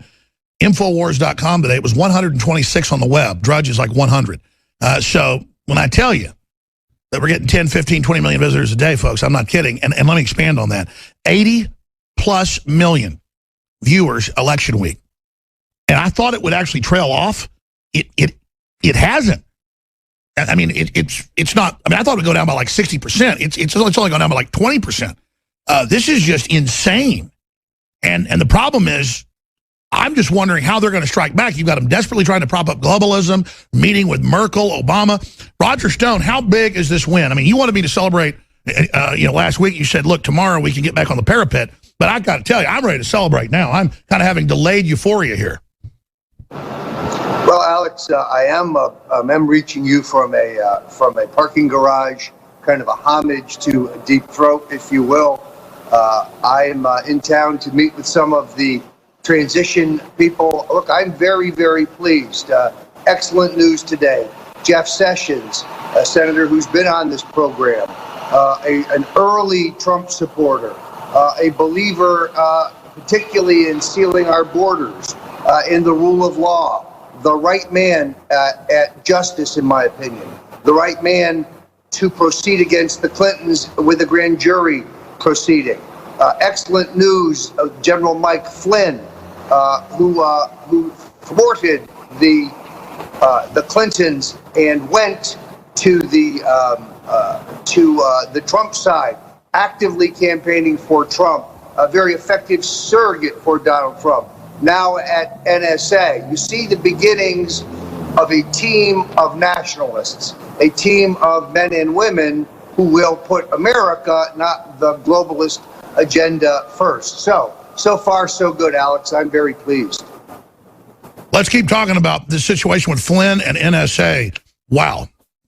Well, there was an attempt to derail him by some of the globalists. General Flynn had filed with the Congress to do some lobbying, essentially educational work for a Turkish-American interest. Evidently, he did not file a Foreign Agents Registration Act. It's not clear that he needed to, but he may have needed to. It was an oversight. It was very clearly an honest mistake. I think it's being rectified. In no way should it keep this distinguished man from serving in the Trump cabinet. And Trump wants him for the head of the National Security Agency. That's a big deal. It's an enormous deal because, of course, it coordinates the activities of the Central Intelligence Agency, Defense Intelligence, the Pentagon. I mean, this is the job that Henry Kissinger had. This is the molder of the president's foreign policy. Look, I wanted Flynn for vice president. It was a minor problem. He turned out to be a Democrat. But that said, I think he's reflective of the kind of men and women that you are going to get out of a Trump administration. Not men and women who are part of the Washington establishment, not part of the two-party duopoly that has run the country. Yeah, this is a general who was basically removed. This is a general who was removed by Obama 2.5 years ago because he wouldn't back ISIS and Al-Qaeda in Syria. This is a guy that blew the whistle and exposed the whole thing. That's exactly right, Alex. He's shown his mettle. This guy stood up to the Clintons, and he's an excellent choice. There is discussion now of Governor Jan Brewer going to Interior, former governor of Arizona. She would also be an excellent choice. Again, an early Trump supporter, not a globalist, a nationalist. These are the kind of names that I'm hearing, and they're very encouraging. The battle royal, of course, is still Secretary of State. Now, there's no question former Mayor Giuliani has expressed his interest. Former UN representative under Bush, John Bolton, has expressed his interest. Senator Robert Corker is, I think, ranking on the Senate Foreign Relations Committee, has expressed an interest. Yesterday, evidently, the president-elect reached out to Nikki Haley, the governor of South Carolina. Now, I don't know that she has the credentials for Secretary of State, but it tells me that perhaps President-elect is looking for another choice for Secretary of State. Look, I know John Bolton. I like John Bolton. He's a great guy. He's a great guy to play poker with. He's a great guy to drink with. He's a great guy to play cards with. But he's not a non-interventionist, particularly when it comes to Russia. Let's just say it. He's got a hard on for. He's got a neocon. He's got a neocon hard on for Russia. Yes. Now, he did, to his credit, unlike many of the other neocons who cut and ran, he supported Trump in the general election, and he very actively campaigned for it. So he has some standing in the camp, but I would really like to see somebody who more accurately reflects the president's views on Russia as well. Sure. Why don't they just send him back to be the U.S. ambassador to the UN or something? Why promote him to Secretary of State? Well, look, there may be another place for Bolton to serve. He's an able man. but you can bring a whore to church. That doesn't mean you should ask her to lead the choir. All right, look, I've been asking some of the questions here. What else is going on in Trumplandia? He's delivering on so many fronts. This seems to be so exciting, and mainstream media's numbers are still declining. Liberty media is exploding. We completely dwarf them now. This is just, I believe, a total tipping point's been achieved. I'm concerned, though, that they're going to get so panicked that they hit the panic button and do something rash. Well, I have now been able to confirm something you reported last night, Alex, and that is Chelsea Clinton has reached out to members of the Trump family in a desperate plea not to have her parents prosecuted. Unfortunately, it does not work that way. We are a nation of laws, not a nation of men. And I think those in the Trump inner circle believe that this is a question that is best left to the grand jury. This is a question that is left not to politics, but to career prosecutors who can examine all the facts. There's a lot of alleged crimes here, 30 years of alleged crimes. As you know, Alex, there's no statute of limitations on treason. So perhaps selling missile targeting technology to the Chinese in return for campaign contributions, perhaps a special prosecutor should visit that issue and see exactly what happened. What do you think the pucker factor was this morning when President-elect Trump selected for confirmation, which I'm sure he'll get in the Senate, being Senator Sessions with a great record? What was the pucker factor over at the Clinton Crime Command Center when they learned that Senator Sessions is going to be the new Attorney General? I mean, that had to absolutely have the fear of God in those scumbags. Yeah, I would have thought people would have been jumping out of some of the high windows in the building. Look, Jeff Sessions is the law and order Attorney General that Donald Trump was describing. This is precisely the man you need. Yeah, I hate to gloat, but I mean, every time I think about it, I'm having my brain's releasing just endorphins right now, Roger. Is that okay? Well, look, I had kind of a secret hope that Sessions might go to defense, but I'm very happy with him as AG. There is some discussion of General Mattis at defense, another military leader who came to Trump's side early, who is tired of the half-hearted efforts in foreign policy of the Obama administration, where you don't really know whether they're in business to help our enemies or to thwart our friends. But that seems to be the bottom line. Meanwhile, my friends in Chappaqua tell me that Hillary Clinton is heavily sedated and that they are really huddling with their lawyers. By the way, let me stop you, because you said to me privately on election, I don't know if I can say this. Well, I'm going to say it. You were the first person to tell me that it had been confirmed that Hillary had dressed folks up in Bernie outfits in Chicago to go attack. I later talked to sources in Chicago, and they said, no, the cops, high level, had told them that over dinner, because one of these guys is friends with one of the high-level police captains, and they were so pissed because they were ordered to just let them beat cops up, you name it. It was just, and beat up families. It was just so disgraceful. You were right on that, and then you said election night on air, oh, I bet she's sedated. But you said privately, well, the word is she's flipping out, she's sedated. It's now come out from Secret Service, from CNN people, that she blew up for hours, had to be sedated. That's why she wasn't out till the next day. And now she comes out on Wednesday and looks like she's dying with no makeup on. It looks like she's about to die. So you just dropped that bombshell. What's going on? Well, look, I think you and I were absolutely right. We said at the time that her health was not good. We were told it was a conspiracy theory. Still don't believe her health is good. When you see her without the makeup, when you see her without the careful lighting, she does not look well. I have confirmed, as you did, that she threw a violent fit when she learned that she was not going to win. She was her usual foul mouth. She attacked Podesta, right? And screaming obscenities at Mook and Podesta over what could have been the worst presidential campaign in modern political history, given the $1 billion plus that they had to spend, dwarfing the lousy $250,000 that Donald Trump spent. He's very proud of the fact that he spent less money and got more votes. Why do you think Uma Abedin's seen like looking even more anorexic, crying in public, totally freaked out?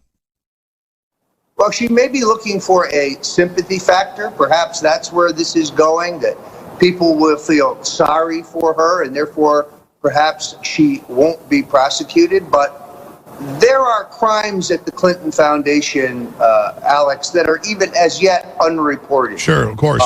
But when I look at the work of Charles Ortel, who's one of the most respected guys, retired from Wall Street, a true financial expert, someone who has specialized in this area of nonprofits, the crimes there that have yet to be reported are extraordinary.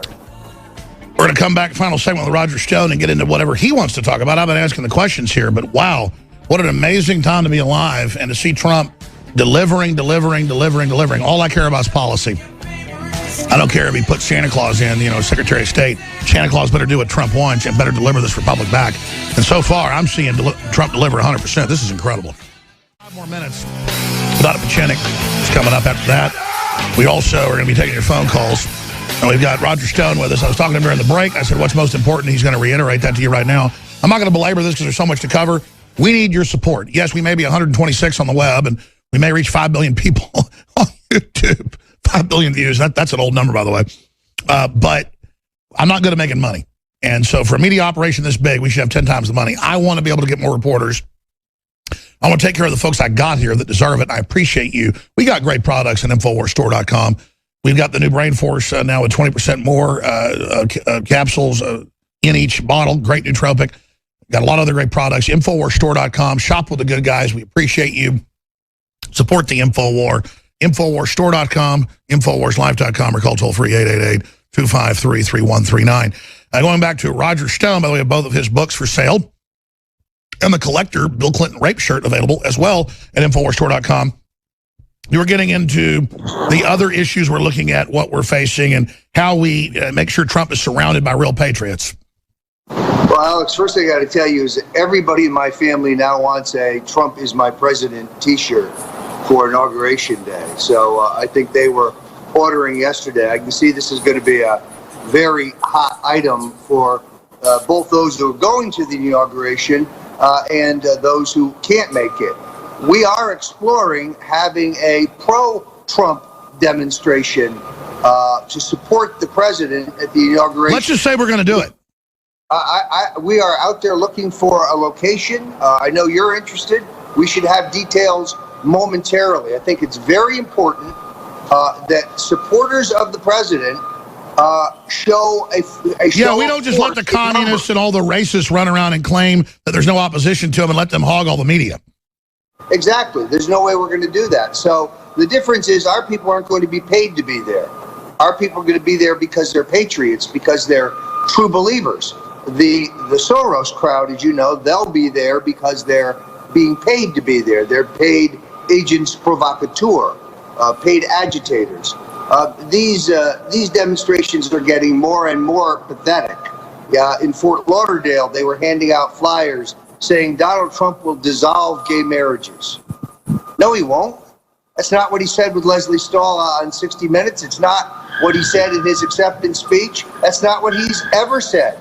It's the kind of leftist smear that we're looking at. That's right. What about Steve Bannon? They are really gunning for him. Steve Bannon is a patriot. He is not an anti-Semite. He is not a bigot. He is not a white supremacist. He's not even, we're mainstream. They're the radicals. What are they talking about? We are the American mainstream. Yes, he wants to seal our borders. Yes, he believes in the rule of law. Yes, he wants us to have better trade deals with our trading partners. He wants to rebuild our national economy. They hate him because he's effective. They hate him because he sees the big picture and he knows who Trump's real enemies are. So I think he's in great shape. I think he's doing a great job. And the mainstream media effort to lynch him has failed. It certainly has. Separately, just the minute we have left, they're going to counterstrike. But this news of Sessions means that it means Trump's putting in Sessions. That means justice shows that Hillary is going to get in some big trouble now. Wow, this is big. Yeah, no, I think grabbing the reins of justice is an absolute key. Look, we all understand that their long-term game plan was censorship. They want to shut Infowars.com down. They want to shut StoneColdTruth.com down. They want to shut Breitbart down. They will not ever be allowed to do so. That's right. Their latest fake news thing within 48 hours went down as fake. They're the ones that are fake. We're not. That's why we're exploding. They're dying. Roger, talk to you soon. Thank you, my friend. See you on Monday. You bet. Okay, ladies. And this Sunday, I'll be back 4 to 6 p.m. in studio live with the Sunday transmission. We'll be back with the third hour. Stay with us. I'm Alex Jones. All right, he's popping in for 2 segments. Dr. Steve Pieczenik with an update on the intelligence community and everybody that basically turned against Hillary. He was just one more person telling you that, documenting it, talking to his sources. But this is just a massive awakening across the board to tyranny. And to see Trump now putting Jeff Sessions in as the head attorney general, he's not confirmed yet, but he's got a very good record, been in the Senate. I don't see the Senate not confirming him. This is going to be a big deal. It's going to be a day long remembered. And it's not about settling scores with Hillary. Getting up here on air and going after her, saying put her in prison, putting airplanes in the sky. She's a very vindictive person. But I had to do it.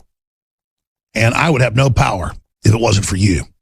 We're all just one contiguous body that loves liberty, and we absolutely kicked their butt.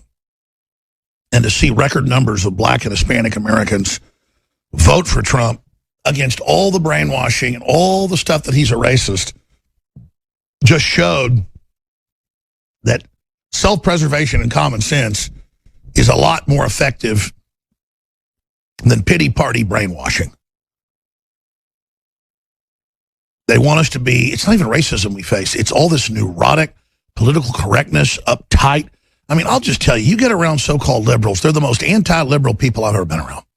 Liberal means hospitality and fun and low taxes and freedom and not judging people and stuff like that. That's how I am. Until you try to dominate me and guilt me. I'm like, what the hell are you talking about? And I've been around modern liberals. Man, they are the most obsessed, neurotic weirdos. I told the story about a year ago. We're going to go to break and come back with our guest. A couple years ago, I got invited out to a buddy's lake house, and there was a boat dock shared by the community of, like, I guess 5, 6 houses in this little subdivision area. It was a tiny community organization, homeowners association. And I'm sitting there with my son. He's fishing, and I'm fishing. We're catching perch and catfish in the morning. And I got a cup of coffee, and this lady walks over, and she goes, I'm a professor, and, you know, we're going to have some gypsies here next door. You're not a racist. You're not against gypsies, are you? And I said, what type of gypsy? Is it a pikey, an Irish gypsy? Is it a Romanov? She goes, oh, you know all that. Oh, and I was like, well, yeah. And I was all running through my data sheet, you know, zzz, you know, I wonder one of them will have a lazy eye, a genetic deformity, nothing mean. I'm just like data mining and everything in my own brain. Like, well, they're going to be here, blah, blah, blah. You know, just hope you're not, you know, backwards and stuff. There's a lot of racists that don't like gypsies and all this kind of stuff. And then, you know, this guy's connected to Professor at UT and blah, blah, blah. And they're really wonderful people. And I said, okay, well, whatever. So I'm there at the community dock fishing. It's a boat dock. And then she goes, is this your son? And I'm sitting there as he's fishing. And I'm going, yeah. She goes, what happened to your eye? Did someone hit you? He has a birthmark on the side of his head. It's kind of sad. As he's gotten older, it's gone away. You know, you get attached to things like that. And he goes, that's my birthmark. She goes, oh, I'm sorry. I didn't mean to say you did anything. And she was like a normal-looking white lady, 35, but just a basket case. I mean, like a cult leader of just weirdness. And then the gypsies show up. And they were there that weekend, and they were pretty nice folks, except during the day, the waves would get big, and they had like a 3-year-old girl half the time without a life jacket, like under the boat dock and stuff. And I'm like, hey, you need to, and I'm like, Googling, they don't take care of their kids, blah, blah, blah. And I'm just like, you know, that's dangerous, you know. And it's just like, it's a culture. It's like the Nazis. I'm going to say the Nazis had a bad culture. I mean, the gypsies, depending on which group you look at, it's about, on average, everybody else is scum but you. And, you know, some gypsy groups mutilate their kids so they can get money, you know, for their deformities. And it's just, I was in Rome a year and a half ago, man, and the damn gypsies were robbing people in front of me. They'll come over and take your drink off your table and drink it in front of you. And it's like, it's like liberals have adopted that. They're just pissed at everyone. They're super racist, and they're saying you're racist, and it's like they're just in your face. This woman was like, am I abusing my son? She was like literally flipping out because she was so uncomfortable. She needed to morally be better than me. It was a form of dominance. Ford got the phone call from Trump, said, I'm going to slap tariffs on your ass. You better stay here. And they said, you know what, we're going to stay here. Apple saying, you know what, China's collapsing. We think we'll move back to the United States. All because we got somebody in there who's not out to get the country. And now Senator Sessions is going to be put in as AG. You know what that signals? Indictments. A lot of good stuff happening, and it's not vindictive. I just laugh because that witch looked like death warmed over 2 days ago, and she finally popped back up from whatever subterranean gremlin pit she's in, and it is an exciting time. They're tripling down, though, with race war crap. The mayor's put out that whiteness, whiteness, whites are bad. That's the mayor. I mean, this is just an insane asylum level with a white guy, but of German/Italian ancestry saying that with his weird little psycho controller minions. The good news is the, quote, minorities know they're the majority, and they want prosperity, too. So it is just incredible what's happening. Meanwhile, they're panicking. The globalism's in trouble. The EU's collapsing. World government's in trouble. But the New York Times comes out and says, I'm insane. Globalism doesn't exist. Talk about gaslighting. We got a former psychological warfare head of the State Department. Maybe he can tell us about gaslighting. Or maybe it's not gaslighting. Maybe they're just mentally ill and still delusional. Dr. Steve Pieczenik joins us at the bottom of the hour. Then your phone calls. What do you think of the election? Where all this is going? I'm certainly going to try to kill Trump. 800-259-9231. 800-259-9231. So, best-selling author, wrote books with Tom Clancy, produced films, involved in all sorts of clandestine activities. Very interesting guy who actually was out there in the fields, in the streets, not just as an analyst, breaking down what's happening. And boy, Hillary tried to steal 5 states. She did steal 5 states. She still lost. But they were confident. They printed up, Newsweek that she was Madam President. I think we've reached the tipping point. We're not out of the woods yet, but maybe I'm wrong. Dr. Steve Pieczenik, what do you think of StevePieczenik.com? Alex, I want to congratulate you for getting on the front page of the Washington Post. I think that's indicative of the fact that Jeff Bezos and the entire liberal community, which was controlling and controlled by the Clintons and the corporations, is now disintegrating. What's happened is it's really an American revolution in a very unique way. And Roger Stone was correct when he said you were the cutting edge in terms of the words you spoke, the fact that you stood there and continuously hammered at the issues that we were concerned about, the false flags, the 9/11, the Sandy Hook, and they praised you by saying you're a conspiracist, you're a truther, and that is the new language of our revolution. In other words, to be called a truther, to be called a conspiracist means a lot to us. If we're all truthers and we say that Obama was lying, Obama created false flags, Obama celebrated the fact that he killed Osama bin Laden when Osama bin Laden has been dead, then what's happened in our revolution is that we're basically stating the truth and we went against the system. The system has now been completely turned upside down. Never in our history have we had a multi-billionaire who's made his own business, never had to go out and ask for help from others other than his own family, has been bankrupt in his companies, which is standard for business in the real estate industry. Let me tell you, it's standard. And at the same time, went around 7 times a day, 8 times a day on his own plane, on his own expense account, and basically mustered the wrath of the American people to get elected into the presidency. I welcome him. I wish him the best of luck, and I think he's chosen well. Jared Kushner, his quiet advisor, I think is quite brilliant. I think Bannon, as a chief of staff, was a very good choice. And I think the notion that he was anti-Semitic is absolutely absurd. I mean, Bannon was... Well, they don't even say where it comes from. He's not even anti-Israel in any way. They just make this crap up. Well, but Alex, you got to look at, the press doesn't even look at the basic history. Bannon was an executive in investment banking in mergers and acquisition. Now, I've been in that position in another firm, Kidder. But to be in Goldman Sachs and to be anti-Semitic, that's just not possible. Then he went into the movie business and became an executive producer and a producer of a lot of films, again in an industry that was predominantly Jewish.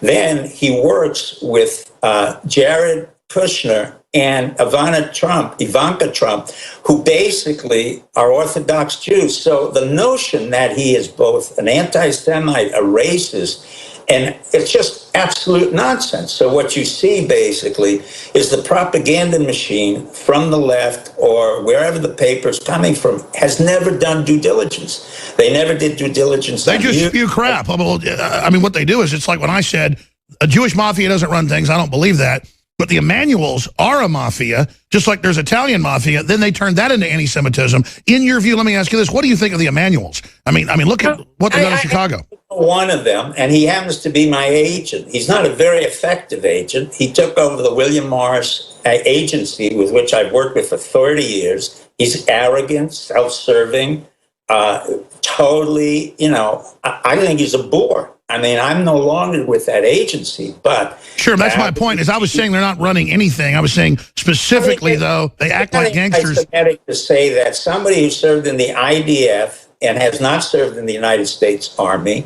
happens to be of dual loyalty. And I've said before, I do not approve of American Jews having two passports. You either have one American passport or one Israeli passport. You cannot have two. If you have an Israeli passport, then go to Israel, serve Israel, but don't come and use our country. Bibi had two passports. He took advantage of the education we gave him here all the way through MIT. Then he came back and had the insolence to insult us, to demand things from us. Israel has no right to demand anything from us. It may be our ally, but it's not our best ally. There are many other countries who've been close to us. Israel has been a little child who has to be spanked repeatedly and has to grow up. Well, I didn't mean to go off on all Israel, Jack. I'm just saying they spew this racism crap when it's not even there, and I think it doesn't work anymore. What do you expect them to strike back with? Because they seem to have only increased their lies. They don't seem to have learned from this. Do you think that's an accurate statement? That's correct. I think what's happening is, in a revolution, when you stop doing the same thing again and again, as Einstein would say, and it's not effective, it becomes stupid.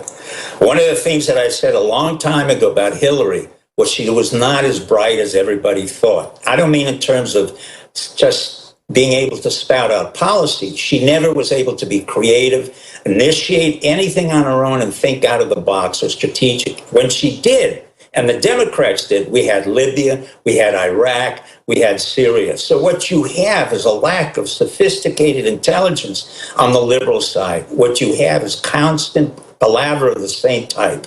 At this point, they're totally shocked. Everything you said about the liberals, I have encountered in my own area. I couldn't believe that the people wouldn't talk to me. People were afraid. They were scared that they would be raped, pillaged, and this would be a Bolshevik or Stalinist takeover. I said, no, this is a revolution, but it's a revolution that was done very peacefully through the internet, using many of our own people within the government, and it was done to take out corruption. Now, Trump and his family represented the voice of America and the energy of America. When did we ever have an entrepreneur like Trump who came forth, dedicated his whole life and mission, and said, I don't want your salary, I don't want your pension, I don't even want your health care. That's what the citizen warrior is all about. And he is going to appoint people who are along those lines. Jeff Sessions, I don't know him. I have a lot of respect for him, but this is a man who's been in the law, steeped in the law for God, how many? 3-4 decades. 40 years. That's exactly right. And he worked all the way up from his own county, Senate, and came to the national government. This is not somebody who on a whim came in there. This is not a Loretta Lynch who works at Hogan and Hartson. This is not a James Comey who also worked at Hogan and Hartson. This is a gentleman who represents the South. Then we have Pence, the vice president, representing Indiana. Then we have Mike Pompeo from Kansas. Is America beginning to understand that Trump understands what our country's about? Well, let's stop right there. I'm going to skip this break so we have more time. You've been saying for 5-6 years there'll be a de-evolution, that Europe will break up, You predicted That's the Brexit here, and you predicted that Trump, notice the South voted for him, understands where America's left. Not bash of the North. It's just been taken over by corruption. We have to grow it back in the South, the Midwest, then bring the freedom back to the East and West Coast. And you've been predicting this would happen. I know the intelligence community's looking at this as well. So let's talk about this. Well, for a long time, as we were talking about globalism and the president talked about interrelationships, I was talking about devolution of power because the very structure of interrelationship was asymmetric. And it was an example where if you had the EU and the EU had one printing press for 26 or 30 countries, it would not work. England understood this. England understood that the sterling, the pound, could never be attached to the EU because the EU wasn't determined by France or Germany. It was determined by a bureaucratic entity in Brussels, which was totally ineffective, had thousands of... Which has socialist ideology, but is robber baron at the same time. And so, again, we're seeing the global government project fail, aren't we? It totally is failing because England is breaking out. Spain will. How did you know 6 years ago, it was about 6 years ago on the show, that it would fail? I mean, I wanted to believe you then, but I didn't see the evidence. Well, because what I look at is the initial structures of institutions and where they are fragile. And when I began to see, when I was in France, I grew up in France, part of my life. When I was in France in the 80s and the Maastricht Agreement was made, I understood very quickly that if you're going to change French francs or German Deutschmarks for the euro, you already failed. Why? Because Germany was so powerful that the Deutschmark was in fact determining the outcome of the entire trade organization in Europe. And I don't think Obama understood this. Bush Jr. never understood it. Our intelligence community could understand part of it, but they couldn't understand the speed at which we had devolution of power. The same thing in Washington. Even though Trump has come to Washington, he's really staying in his own place, and that makes sense. By the way, I predicted, he didn't tell me this, I predicted he'd stay at Trump Tower at the time just to have a break with the whole system. That's correct. And he has broken with the entire system. When everybody said, as if it was a joke, that he was Twittering, no, he explained it very well. In the 21st century, if you do not use Twitter, you failed. Well, he's not dumb. They're trying to take his best weapon away from him. Well, he has his enemy, Leslie Stahl, in front of him saying, please give up your direct communication with the people. Please let us be your intermediary so we can betray you. Well, in a way, Alex, with all due respect, I don't see them as enemies because they're not that strong. They're not that formidable. When they see you, Alex Jones, as an enemy, that's formidable. I mean, what you have done over 14 years makes it formidable. And remember, it was a voice. And it was the internet that you used and created. And you were able to syndicate that show. Oh, I hear you. Well, listen, I don't talk about me all day, but what do you make of 126 on the web now, total site, 5 billion views on YouTube? I mean, do you think they figured out they're getting their ass kicked yet? They don't want to, you got to understand, when it hurts, they don't want to admit it. There's a dynamic called denial, and it's not a river in Egypt.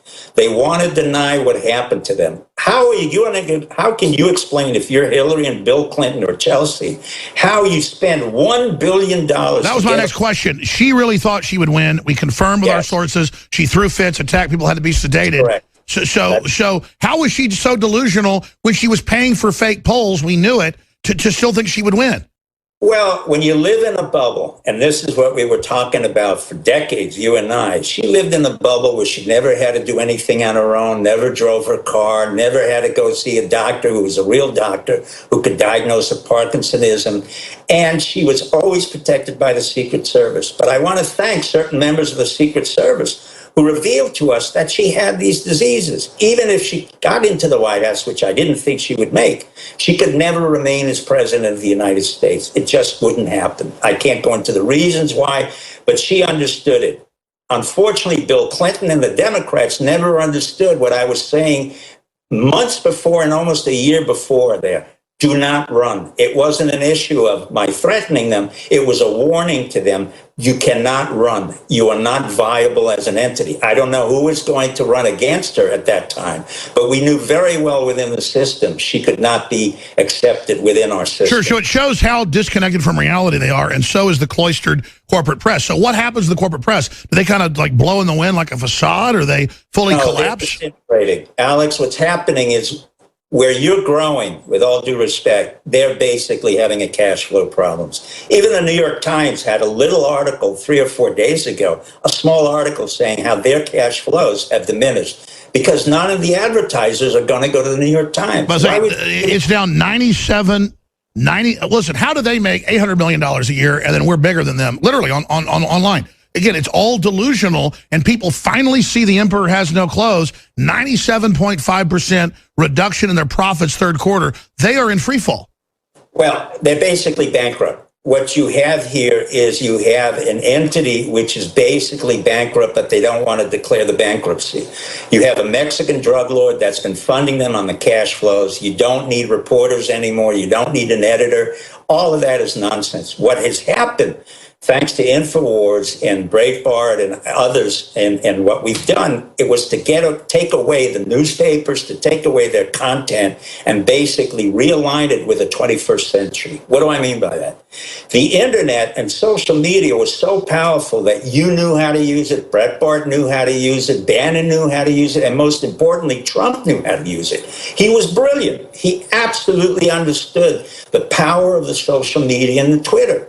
Now, I studied that in 1973 at MIT when I was taught by DARPA, the internet and social media. You and I have talked about it, where your father was involved in that. But in 1973, before Zuckerberg or Gates came out and self-aggrandized themselves, we were already talking about the impact of the social media on the world. And that was funded by DARPA and the CIA in its heyday. Now you see 50 years later, Trump literally using it. And the Democrats had no idea. They didn't even use it at all. And what did they do? They went exactly the old road, not the road least. And they're still going the old road. I don't understand it. I mean, because they're ignorant. They were ignorant, self-delusional, and arrogant. When you have that tripad and you have that triad, it's a very deadly combination. It's basically self-destructive. You and I have talked about that. You and I have never been self-destructive. We've always fought. We got hit. We weren't always right, but we kept on coming back. Hillary was totally self-delusional, and her cult, it was really a cult group. I'd never seen anything like this. It was a cult. It was a cult. It wasn't a movement. It wasn't a liberal movement. It wasn't a movement that had creativity. The closest person to that creativity was the person I happened to have heard a year ago in Warner, New Hampshire. That was Bernie Sanders, who could articulate exactly what the millennials were concerned about. He articulated a formula that made sense. Trump understood that. I understood that. You understood it. I wrote a blog a year ago saying that the normal opponent to Trump would have been Bernie Sanders, not Hillary Clinton. Sure, so they screwed up by doing that and expanding on that. I mean, he was getting 10 to 1, 15 to 1, by the end 20 to 1 likes and traffic on Facebook and Twitter. That's always, for any marketer, and they have these big algorithms, total proof. That's why they were panicking, but at the same time still believing they could win because they were putting out fake polls. But people didn't buy the polls, so they didn't go get on the bandwagon for Hillary. That's where they lost it. The fake polls. Also because Hillary didn't want to hear anything that she didn't want to hear. Alex, you and I understand that we open up and we listen to different things. Sure. As you just mentioned, when I talked about devolution of power and it was seemed out of style at 5-6 years ago, I wasn't blowing smoke in the wind. At this time, we don't have to be self-aggrandizing. We simply say the system has changed. We've gone from paper to the internet. We've gone from numbers to binary. And the old establishment hadn't figured that out yet. No, the intelligence community had, but what happened was she had seconded guys like Michael Hayden and others who were sycophants. We, in turn, went back to our own people at a lower level and said, look, we've got a problem. She had a civilian coup. Now, you have to understand what that really meant for my own people being military intelligence, civilian intelligence, and all across the board. They understood right away when Hillary and Bill had co-opted Comey, Loretta Lynch, the FBI, the CIA. She was setting up something really dangerous. She had to be dealt with. There was no question. And the minute that occurred and I got a go-ahead, that meant we ran a counter coup, as you know better than anybody else. We ran it through Julian Assange. And I've got to say, Julian Assange honorary citizenship to America. He really has helped Sure. us. How can Trump, I get 3 years ago say it's a traitor. I get on his face, Snowden. How could he not pardon Snowden or give Assange asylum here when these are the guys that got him elected? Snowden is a separate issue. I have to differ with that. Snowden was part of the CIA. He was part of the NSA. Snowden had a top secret clearance and then special access program. It's a very sensitive issue.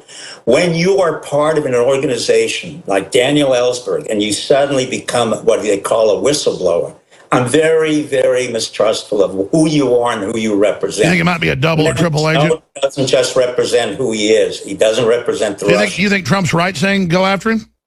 Yeah, I would say yes. But Assange is good. I would bring him through a process that's civil. He should have a defense lawyer, the best that money can buy, Hogan and Hartson or William and Conley. I'm sure there are enough lawyers in the Senate who can recommend that. And he should be tried and see what But as for Assange, he should be given an award. All right, yes. Folks can find your book, Stephen Shinnick Talks, at StephenShinnick.com. Always interesting. Thank you and your audience, Alex. We couldn't have done it without They're the ones. It's incredible, and we're still not out of the woods yet, but I tell you, we're in the fight, and that's most of the battle. Thank you, Doc. We'll be back with your phone calls and more straight ahead. This is the InfoWar. Stay with us. All right, ladies and gentlemen, we're going to go to your phone calls here in just a second. I've done this myself, looking for racism of Stephen Bannon. I don't just go out and defend him. I've gone and tried to find stuff I've said. And then they'll always take it out of context and literally twist it. It's like yesterday I said, I don't know what happened at Sandy Hook. They take me out of context where I say, I could see how it was actors and stage. They have green screen. They've staged so much other stuff. It just doesn't make sense. I guess the whole thing could be fake. I was talking about people criticizing me for saying at least part of it was real. And they've been caught with real events having actors to then try to squeeze as much emotion out of it as they can. I mean, CNN just got caught last week with fake interviews. And they take a complex thought like that where I'm really trying to tell people what I think. You're like looking into your brain saying, how do you describe this? Because it's complex. I don't know. Usually I know, and so I can be definitive. But when I don't know, I'm like, well, I look at it on this side, look at it on that side, and I feel sorry for the parents of the kids. And I know there are school shootings, and it's terrible, so... And then the media thinks they've got me. Oh, they had a New York Daily News article today, a bunch of others. Alex Jones comes in and says he doesn't believe Sandy Hook was staged, and then 1 minute later contradicts himself. No, I didn't. I was very clear, just like I just was. The whole official story is very convoluted. A lot of it doesn't add up, and a media that's been caught lying so much is running it, so how do I believe anything? I could have a neighbor that's lied to me 50 times who I know is a criminal. And they come and tell me, oh, hey, come home, your house is on fire. I'm not going to believe them, even if the house is on fire, is what I'm saying. So then they play these games, you see. They play these games. And they can take anything and turn it around. Like, I do not believe a Jewish conspiracy runs the world. But there are a lot of criminals that happen to be Jewish that hide behind anti-Semitism claims, like the mayor of Chicago. There's Irish mafia, there's Italian mafia, there's Jewish mafia, there's Dixie mafia. They're all bad. We don't have one mafia running the world, but I think the Emanuels and Obama are like a mafia. Oh, my God, Jews run the world. Alex Jones said it. Oh, my God, and he's Jerusalem Post.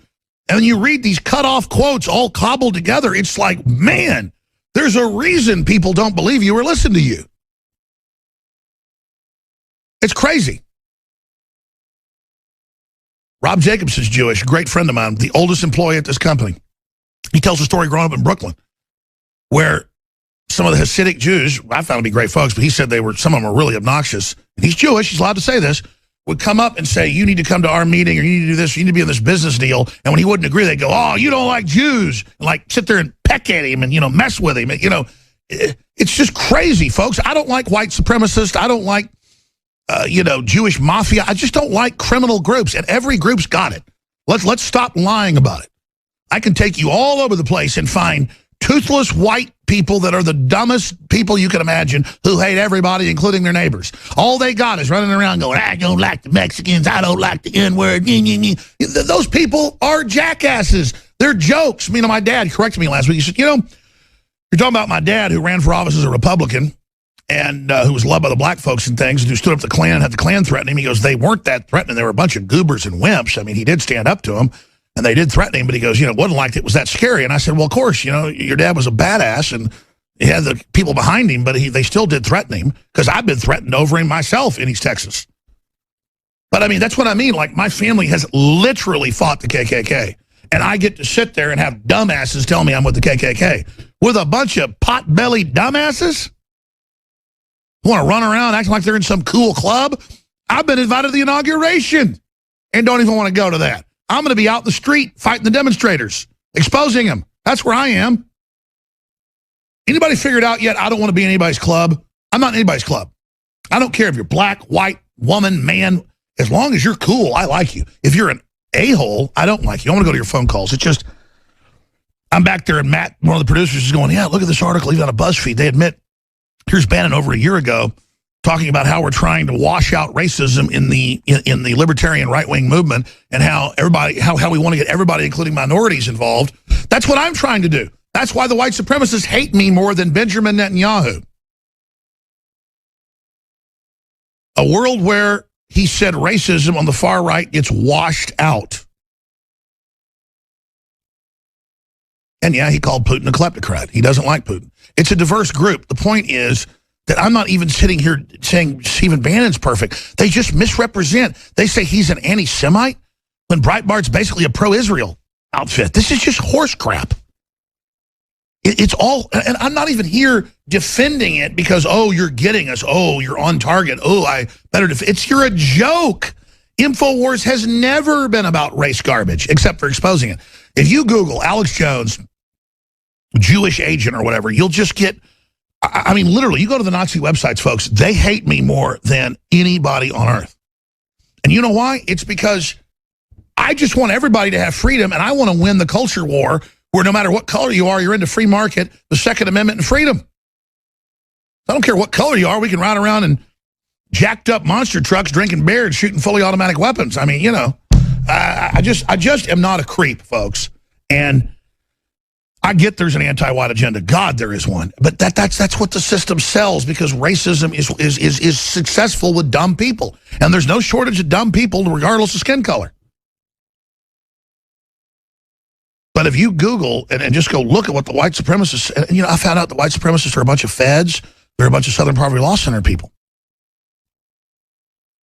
I'm going to tell you right now, 8 times out of 10 from our research, white supremacist leaders work for the big foundations, Ford Foundation, Southern Poverty Law Center. It's not like they've infiltrated these groups so they can control them and, you know, see what they're doing. They create them. They create them.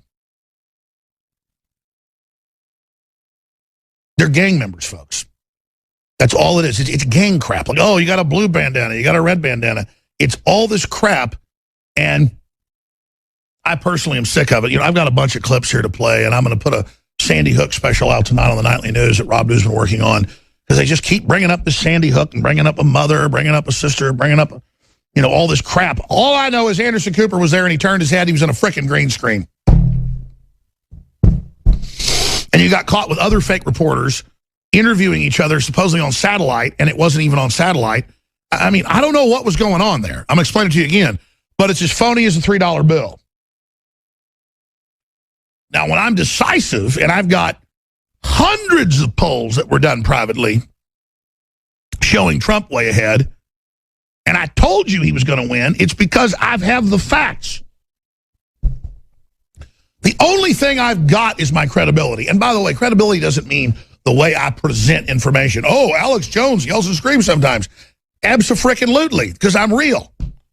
But when it gets down to information, man, I'm not going to lie to you because of my integrity. My most valued possession is that who I am is right here on my sleeve. In fact, it says AJ right there on my shirt. That's who I am. My integrity is right here. That's all I got right there, folks. You see that? That's all I got. And this world's going to get a lot better when people start living like that.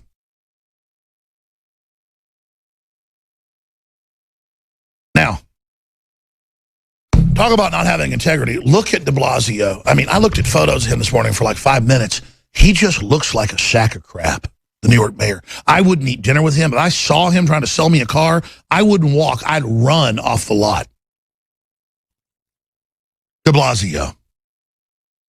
You look at him with his creepy staff of creepy manipulators that think, ooh, racism's really effective. Yeah, nobody ever thought of that before. Nobody ever thought to use that before, tribalism. Oh, my God, you're so smart. You're such a genius. Why don't you try what the West did to try to phase this crap out? No, instead, you claim you're the West phasing it out when you're the ones bringing it back with these jackass employees saying F white people. What the hell are you doing in your white bread clothes, in your fancy mansions you live in your big Fifth Avenue palaces, sitting there running around with black people on the street trying to turn them into racist?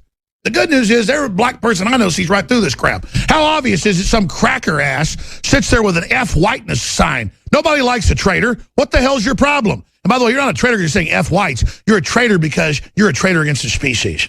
I mean, the mayor of New York is a disgusting embarrassment. I figured it's not hatred I have. It's not even disgust. I feel low that you're associated with me as a human. I'm ashamed of you. I really am. I looked at Google Mayor de Blasio and clicked photos of him. The creepy fake smile looks like Jerry Sandusky. I'm sorry, he just looks like him. A big fat leering piranha head. I mean, just my very cells go, ugh, God, evil, ugh, fake. Just, ugh, get away from me. And I'm not saying look at that guy. Look at that. Ladies and gentlemen, we have the next contestant for American Psycho. A race-pimping sack of crap. An enemy of everything decent, de Blasio. Just look at him. Out there with his staff saying, F white people. You're an effing white male, dude. What is your frickin' problem, dude? I bet money that son of a piece of trash absolutely was born in a porta potty at midnight. And I bet you money that he doesn't give any money to people, and he absolutely hates his constituents. I mean, look at that guy. Look at that. Look how he thinks he's God. He thinks he's invincible. He thinks he's smarter than you. No, you're lower than we are. We don't think like you, rat head. A big white guy shows up saying F white people to black rallies. I mean, what kind of hell crap is this? What the hell's your problem, man? What the hell? Like if a black guy showed up at some meeting with a thing, F black people, I'd be, what the hell's your problem? Get the hell out of here. Don't you think we see you, punk? De Blasio, I see you, man. You changed your name. Everything about you's fake. He thought Wilhelm sounded too white. These are insecure people, folks. I want to go to your phone calls briefly because I haven't plugged anything today, hardly. Solutions for Science has amazing solar panel unit systems that are right now discounted at a redonkulous rate.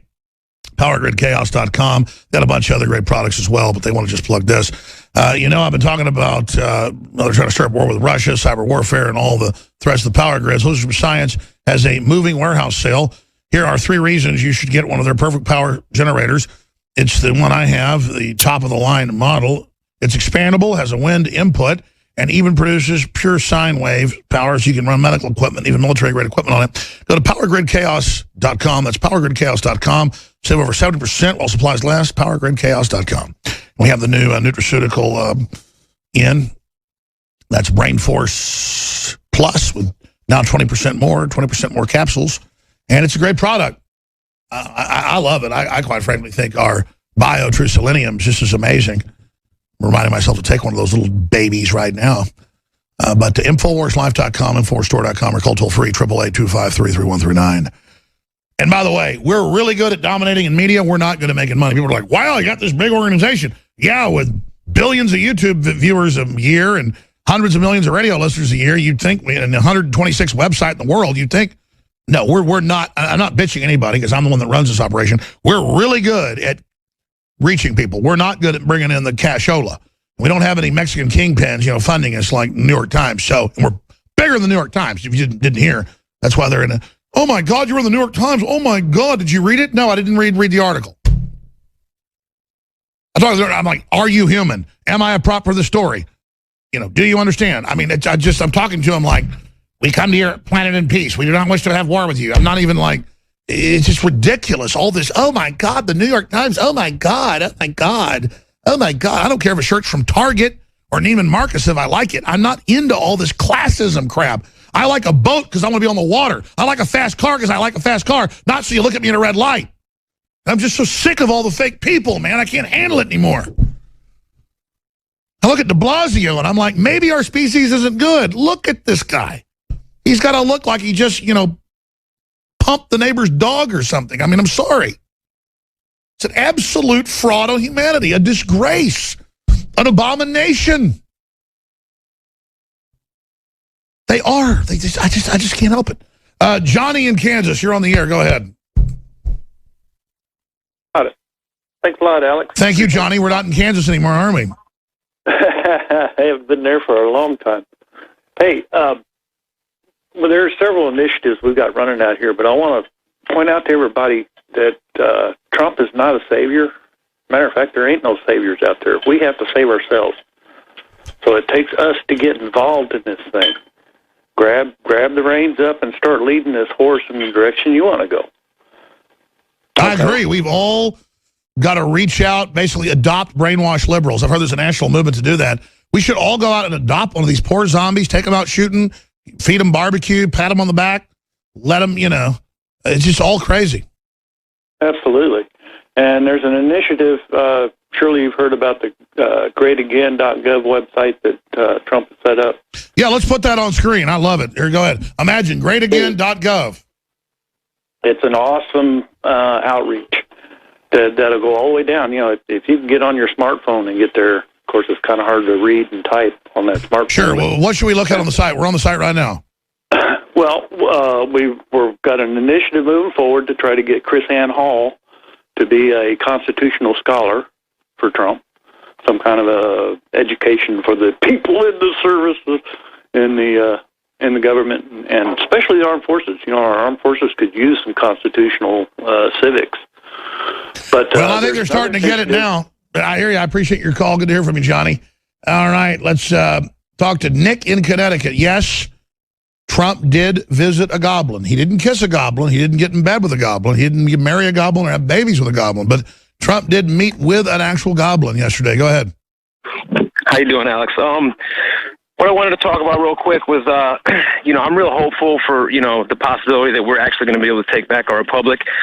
But I want to know your take on, first of all, Trump considering Romney for Secretary of State, and second of all, the recent meeting he had at Trump Tower with Kissinger. And I saw my local Fox affiliate that he possibly is being considered as a cabinet member in Trump's administration. Kissinger?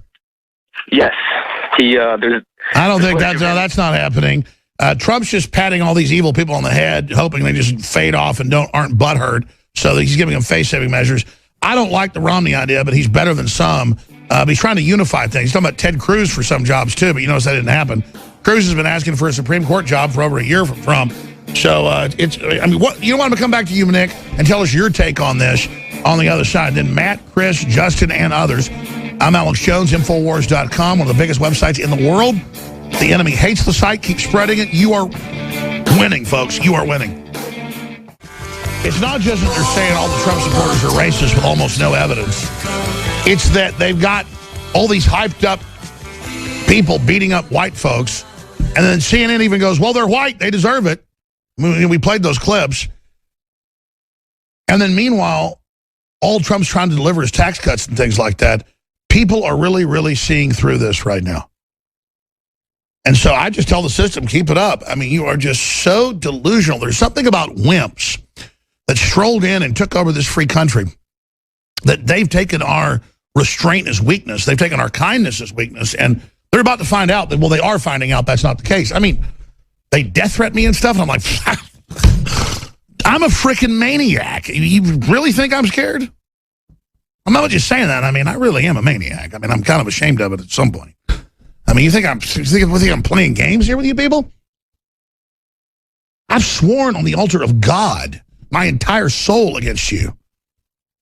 I have turned myself completely over to the resistance of you. Do you understand what that means? You're trying to threaten me? That's a joke. You're a joke. The truth is, I'll lose my soul and be destroyed if I don't resist you. I know that. My frantic resistance to you is my panicked psyche realizing how evil you are, that I've got to resist you or I'm with you. I'm guilty constantly that I'm not doing enough to fight you, you sacks of filth. It's not because I'm some good person, but it's because I love God. If there's a bright point in the universe, you're the furthest point from it, and I just think you need to know that. Not in a demoralizing way. I just want you to know you mean nothing to me, those of you that serve this system. I don't talk to our listeners a lot. I talk to the enemy because I want the enemy to know that I see you and I know who you are. And you know I see you, and that's good. I want to let Nick finish on the Kissinger thing. Yes, I was doing the goblin joke. He met with Kissinger yesterday. He says he'll meet with the Shah of Iran. So all I care about is leaving the guns alone, defending the borders, cutting taxes, prosecuting the Clintons, not putting his foot on America's neck. That's what we're pushing. That's what we're promoting. And just not caring about political correctness now and all these moral high ground people that want us to go, we're sorry, we've been bad. You're right. I'm sorry, I'm racist. And I'm not. In fact, I transcend all you people pushing the racism line. Nick, go ahead. I'm thinking this is probably just their last-ditch efforts to try, and I know he's not going to sell out, but try to get Trump on board before they go to Plan B, which is unfortunately they're going to try to take him out, and that terrifies me that that's a possibility. That's right, and Trump, by the way, is really into the spirit of it, and is very fatalistic's the word that's been used, but that's improper. He just is committed, and he has no fear. He loves it. Right. That's why he won't move out of Trump Tower. I kind of wish he would. Well, brother, look, Trump's in another level now, and so he stepped up there. That's what it's all about, brother. And all of us that fight this tyranny are right there with him. So this is biblical. This is biblical. I appreciate your call. Great points there. Yeah, no, the Kissinger thing's got to happen. And that the guy represents the Rothschilds and Rockefellers. Justin in Florida, you're on the air. We're going to hold music the last 10 seconds. Go ahead. How's stuff in Florida there, Justin? Everything good there? Everything nice? A little bit of birdies flapping around, a little bit of nice stuff going on? Yeah, actually, weather's getting cool. It's nice. So I just want to get right to the point, though. I believe that now we're at a point where everybody knows revolution has begun. We're ready to take action. And it's time for a plan on how to do that. And I have a plan to do that. And so we need to rally behind our new president and continue this revolution. All right, I'm going to come back to you then in 70 seconds. Dr. Strangelove says in Dr. Strangelove, Mein Führer, I can walk. We'll be right back, ladies and gentlemen. Stay with us. Hour number 4. That was a Stanley Kubrick joke. We're not being Nazis. We're making fun of Nazis. For the New York Times, okay? We don't use code words like you do. We'll be right back. Republic Defense Fleet has won decisive battles against the globalists. We've captured the capital, but only have a tenuous beachhead. Would you like to know more? All right, ladies and gentlemen, let's, that kind of ended quickly. I want to hear some more of Starship Troopers. Justin in Florida. So, what do we do? Okay, so basically you already have the platform to get us started. So we need to go out to multiple cities, multiple states, and form teams in all those states that go out. We can hit gun shows. We can hit Act for America, programs like that we know are vetted and that actually are on our team and on our side. And get out, hand out flyers, have cameras there, interview people, get their questions, get their concerns. Sure, we should continue energizing the base for a liberty movement, but I say get outside the box and don't just go where awake Americans are. I think we should adopt liberals. I think we should adopt immigrants who are here legally. And like, I'm serious. The way to beat this is give people jobs, be their friend, not just because we're being patronizing, but the globalists are going to turn them into racist nut jobs. So we're going to have to reach out to people. Yeah, that's it. That's what it is. Just get out there, whatever it takes to get out on the streets and have people hit the ground. Look. Notice they've totally ignored Martin Luther King's plan, and they've gone now to resegregation. They want everybody in little groups. The answer is reach out, everybody come together, get out of comfort zones, and really do it. Now, it doesn't mean it's easy, man. I've had, brainwashed idiots. I'm going to call them racist. They just think I'm out to get them because I'm a white guy, blow up to me since the media did this. But that's the media's fault. That's why I got to make sure the mainstream media basically implodes. And by the way, I like Tom Hanks as an actor, but after he did all these ads saying Trump's racist, I'm not watching another Tom Hanks movie, and I mean it. I'm not going to see Inferno. I'm done. Even though Clint Eastwood put him in that last movie, it was good. Sully, I'm just done with Tom Hanks. Hey, au revoir, Tom Hanks. You're an enemy of this country. You're a piece of crap. I'm done with you. That goes for Michael Moore, any of these guys. I'm done. Great point, Justin. All right, Chris in Virginia, you're on the air. Say about what the globalists have done to our country, that you could be talking to Ron Paul and Jesse Ventura, and it seems like they don't have no hope about affecting real change in our country. You know, he said this failed, that failed, everything else failed. Ventura was basically saying if everything gets bad, he'll just go to his crib in Mexico. What do you think about that? I'll be honest with you about Ron Paul. I'll be honest with you about Ron Paul. He's a purist and wants to change ideology, but the problem is you got to mix ideology with the politics, because whatever the energy of the time is, you've got to at least touchstone that, not in a manipulative way, but cover that issue, hijack an issue to get folks in to hear the truth. So Paul is too pure. Ventura, I think, is a little bit butthurt over the fact that he's not in the limelight or whatever, and so just wants to basically, act like he doesn't care. Real revolution's happening with Trump right now. This is the real deal. And then the last thing I said, I was watching Michelle Obama on the campaign trail, and she was doing that speech about Trump, and I seen fear in her eyes, and it dawned on me that it was like fear from their legacy. It looked like they built up 8 years of this classy, this, that, and the other, and in one instant, Trump doing just half of what he said he was going to do for the American people. Their whole legacy would be gone. Poof. And that's right. Imagine. We're just going to cut your taxes to zero. Forget giving you money and telling you how to live your life. Here's your money. Imagine, and then there'll be a boom, and that exactly, it discredits their whole thing, doesn't it? Yeah, it sure does. And I just want to find that real funny. And then I asked my white friends in a small town, what do you think about another white person coming up to you, calling you a freaking white male? And the look on their face is like, because we live in a small town, it doesn't happen around here that much, but it's like they don't even believe that that's going on. I've had it happen to me. They're like these weirdo, they're beyond racist. It's like they're just crazy people. And you're just sitting there and they go, you're a freaking white male. You don't have anything to say. And you're like, I didn't think of myself as I don't walk around like I'm a white male. I'm a white male. I walk around like thinking, I want to go eat some enchiladas. I want to come back. Thank you, Chris. Great points. Matt and Diana, then we'll hand the baton to David Knight. Stay with us. I'm about to punch out, though. He's about to take over. Dealing with Sandy Hook. They try to misrepresent what I say because I simply say I question the official story. So they made a big issue out of that. We got more phone calls coming up. But briefly, I just wanted to say this. I said it was 70 million phones and devices that the Communist Chinese loaded, backdoor devices to steal your passcodes, to rob your bank accounts, you name it. No, I'm sorry. It's 700 million devices. And this is just an illustration. Imagine, and I'm not some Russophile. I've never been to Russia. Just Russia's doing nothing. Imagine, they were saying Russia's hacking us. The Communist Chinese had 700 million devices, we now learn, that they put backdoor technology on to control everything. They're merged with the globalists. This is just crazy. But before we go there, I just want to say one thing. We're all excited right now about the Liberty Movement and Trump and what's happening.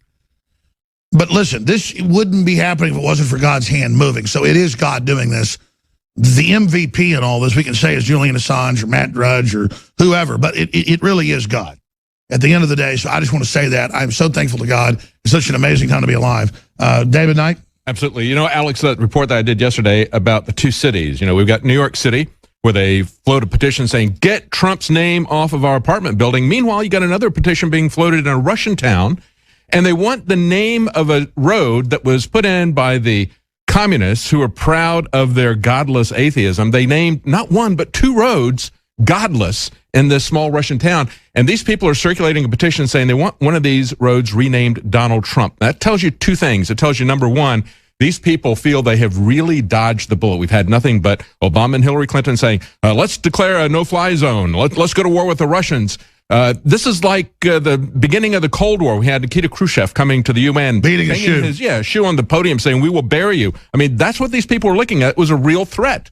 And they just dodged that bullet. On the other hand, the people in Russia, as you just pointed out about this victory belonging to God, we have to understand that there's a lot of people in Russia that are moving towards God. as you've got people in New York and other bastions of the Democrat Party proudly becoming godless atheists, moving the other direction. And so these people are saying, hey, we don't want to be known anymore. And you know why they're so scared? They can feel God coming back into the world. Yeah. As we open the door, it's happening. Yeah. I mean, it's not mumbo jumbo. We didn't pre-script this. There's no teleprompters. Do you not feel the energy? Like, I can feel the battle going back and forth, but lately it just seems like liberty is just exploding. Yeah. Yeah. It absolutely is amazing. And it's amazing to see that happening. And we see people, choosing up sides. Choose who you're going to serve. You're going to serve the godless atheists with their communism, with their socialism. Who will never be there for you. Yeah. Or you're going to serve the people who have compassion for others, who've tried to help people. And that's what we're seeing, not only in America, but we see an awakening, Alex, you're talking about across the entire world. And that's why there's been a demonization of America, because for all of our evils, it was truly had a Christian core to it. That's right. That's what the enemy hates. Yeah. Yeah. There's never been a perfect country. And we don't ever have any perfect people. And you can go in and you can pick at somebody's life, and you can find a lot of bad things about anybody. Just like earlier this week, where the people were apoplectic at the University of Virginia because somebody there had referenced Thomas Jefferson. And, so, yeah, you can find bad things in Jefferson's life, and you can ignore the massive number He of tried to end slavery in the first Bill of Rights, and they wouldn't let him. Then they said he had slaves. That was people that were on his family that he had children with. He was trying to end it. He couldn't. Yeah, yeah. The point, that's how they distort everything. Yeah. He tried to end it. He was born into it. Mm-hmm. He's a hero, not a bad guy. That's right. You have to look at it in the context of who he was and what he tried to do. And he had a long section of... You try being in Virginia in, say, 1800 trying to end slavery. That's right. That's right. Absolutely. That's not too popular. Yeah, exactly. He kind of stuck out there. And actually he was... But then they invert it. The founder of the Democratic Party, you said there later were racist, they invert it and make him a racist. Yeah, yeah. He had long sections in the Declaration of Independence talking about slavery. And then he and other Virginia plantation owners... and again, it was a time they lived in. There was some paternalism, but they wanted to free their slaves. But they said, how do we do this? Because if we let them free here, they're going to be picked on by other people. They came up with Liberia, and they repatriated some of them back there. So, I mean, they did what they could, but he was focused Lincoln looked at shipping everybody back. What's that? Yeah, exactly. Yeah. You just throw people out on the side of the beach? As a matter of fact, you go back and you look at what Lincoln said in the debates with Douglas. He said, I would not free one black slave if I could put the Union back together. Yeah, exactly. So, there was some really racist truth stuff. Truth is, what they teach is not what went on. Yeah, that's right. You have to go back to the original. The point is that it's the West, not so much the U.S., but England that ended slavery. Mm-hmm. Mm-hmm. Now, they really used it. And they did it without a war. Yeah. They did it with first you had one guy, Wilberforce, who spent his entire life making that his cause. And never lived to see it. Yeah, he stopped the slave trade, and then just before he died, they stopped the ownership of slaves, and they compensated people for their slaves and did it without a war. And we're living, though, to see globalism. I mean, who would have thought a year ago there'd be a headline on DrudgeReport.com that they're desperately, we put it on screen, desperately trying to save it. They're just plotting their survival now. Mm-hmm, mm-hmm. And what Wilberforce did, and I talked about how Nigel Farage reminded me of Wilberforce because he hammered this singular issue, and it's something that he's done for decades, and how Wilberforce eventually prevailed. And I know that even though they're pushing back on it in the UK on Brexit, they say they don't have a plan and so forth. It doesn't matter. It's the beginning of the end. Exactly. But again, going back to where you started with God, okay, why did William Wilberforce do that? It was because of his Christian conversion. And he was going to become a pastor, and you had Newton, who wrote Amazing Grace, said, no, you're where God wants you to be. Change that. Get rid of slavery. Do something there. So that's what he did. We're all called to do different things. That's what he did. He made it his lifelong calling, and it was inspired by his Christian principles. And that's what even people like Stephen Molyneux, who's not a Christian, he said, look. Let me ask you this question, and then I'm going to get out of here because I know you got to cover stuff and take calls. There's big special coming up. I'm not demonizing the mainline church, but World Council of Churches, National Council of Rockefeller's 1900, set it up. The church is all, it's the end of the world. Don't fight evil. Just go to the church, give us money. Big mega church, save souls. If you're not fighting evil, your soul's not saved. Whether the end of the world's next week or 1,000 years from now, we have to oppose this evil now. And so I'll tell you, I just go off my gut and also intellectual analysis. I get in mega churches, I feel so empty. I don't feel panicked anywhere. But in mainline churches, now little bitty community churches, little Christian churches, I feel great. Little Bible studies I go to, I feel great. In big churches, I feel sick. Because the office of a preacher keeping people down, not letting them know their real mission, I think is the most satanic position there is. Yeah. And I'm telling you, I've been there, and I've actually dealt with some with mega churches. They are an instrument of pure evil.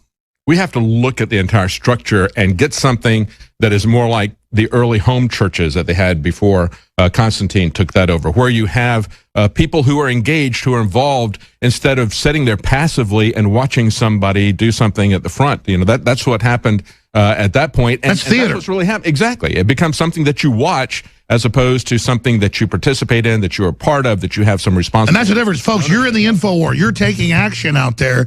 That's why this is not theater. This is real. And I think when you look at what's coming up, Alex, Donald Trump is still going to have these big, massive rallies. He's going to go around. We need to understand that everybody is truly, as Buckminster Fuller said, hey, we're all crew on the planet Earth. We're all crew on this movement of liberty. And if we go back to sleep and say Donald Trump is president so he can do everything, we're going to lose, just like what you're talking about, mainline churches. You get one guy, he may be a great guy. He may be a great pastor, a great teacher. But if he's the only one doing anything, nothing is going to happen. And if we got a president and you just sit back and don't do anything, we're not going to get anything changed. Well, Trump, that's what he said to me. You know, when I talked to him last week, he said, just keep it up, Alex. I need you. I appreciate you and your audience. I said, well, thank you, sir. And he goes, no, I mean it. You tell them thank you. I know they're the heart of what's happening and the spirit of this. Yeah. Every time I talk to Trump, it's about the spirit. Mm-hmm. He's pretty heavy. Yeah. I mean, on TV, he's not fake, but that's kind of him being limited Trump. In person, it's like, it's really piercing. That's what scares them, folks. Yeah. They know Trump is not out to get you. Oh, yeah. I keep saying that. Trump, not out to get you. He loves beating big corporations. He loves it. He can't wait to cut poor people's taxes to zero. Mm-hmm. And look at what we've seen since he's been elected, in the week and a half or so since he's been elected. Ford's already staying. Yeah. We see all these positive changes that have happened, and we see the drumbeat of the mainstream media coming back. Well, you're not really going to do what you said you're going to do about the borders or about the trade deals or about peace with, going after Russia and peace, not going after Russia, but going after ISIS, partnering with them. And you're not going to do all that stuff that you said you're going to do. By the way, notice the Russians went from being threatened with war 2 weeks ago. They kept bombing ISIS, to now they've got strategic bombers bombing ISIS. Mm-hmm. We're not for war, but ISIS is bad. Our government put them in charge. We now have a moral responsibility to let the Russians take them out.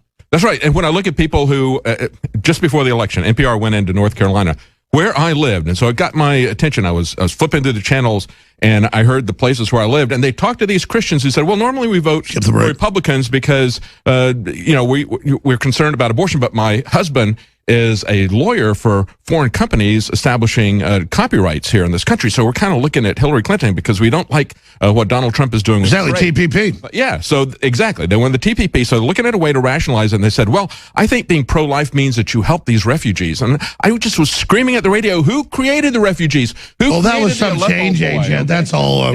Exactly. Briefly, we're going to skip this break, go to your phone calls. I'm going to punch out here and go to some meetings. We have a Lost Leader special at InfoWars, $9.95. Trump is my president shirt. It's about to sell out. Infowars.com. Legalize freedom on the back. All new Brain Force, 20% more in each bottle, and a new, even stronger formulation. Not just more pills, but actually a stronger formulation. Brain Force Plus is now here.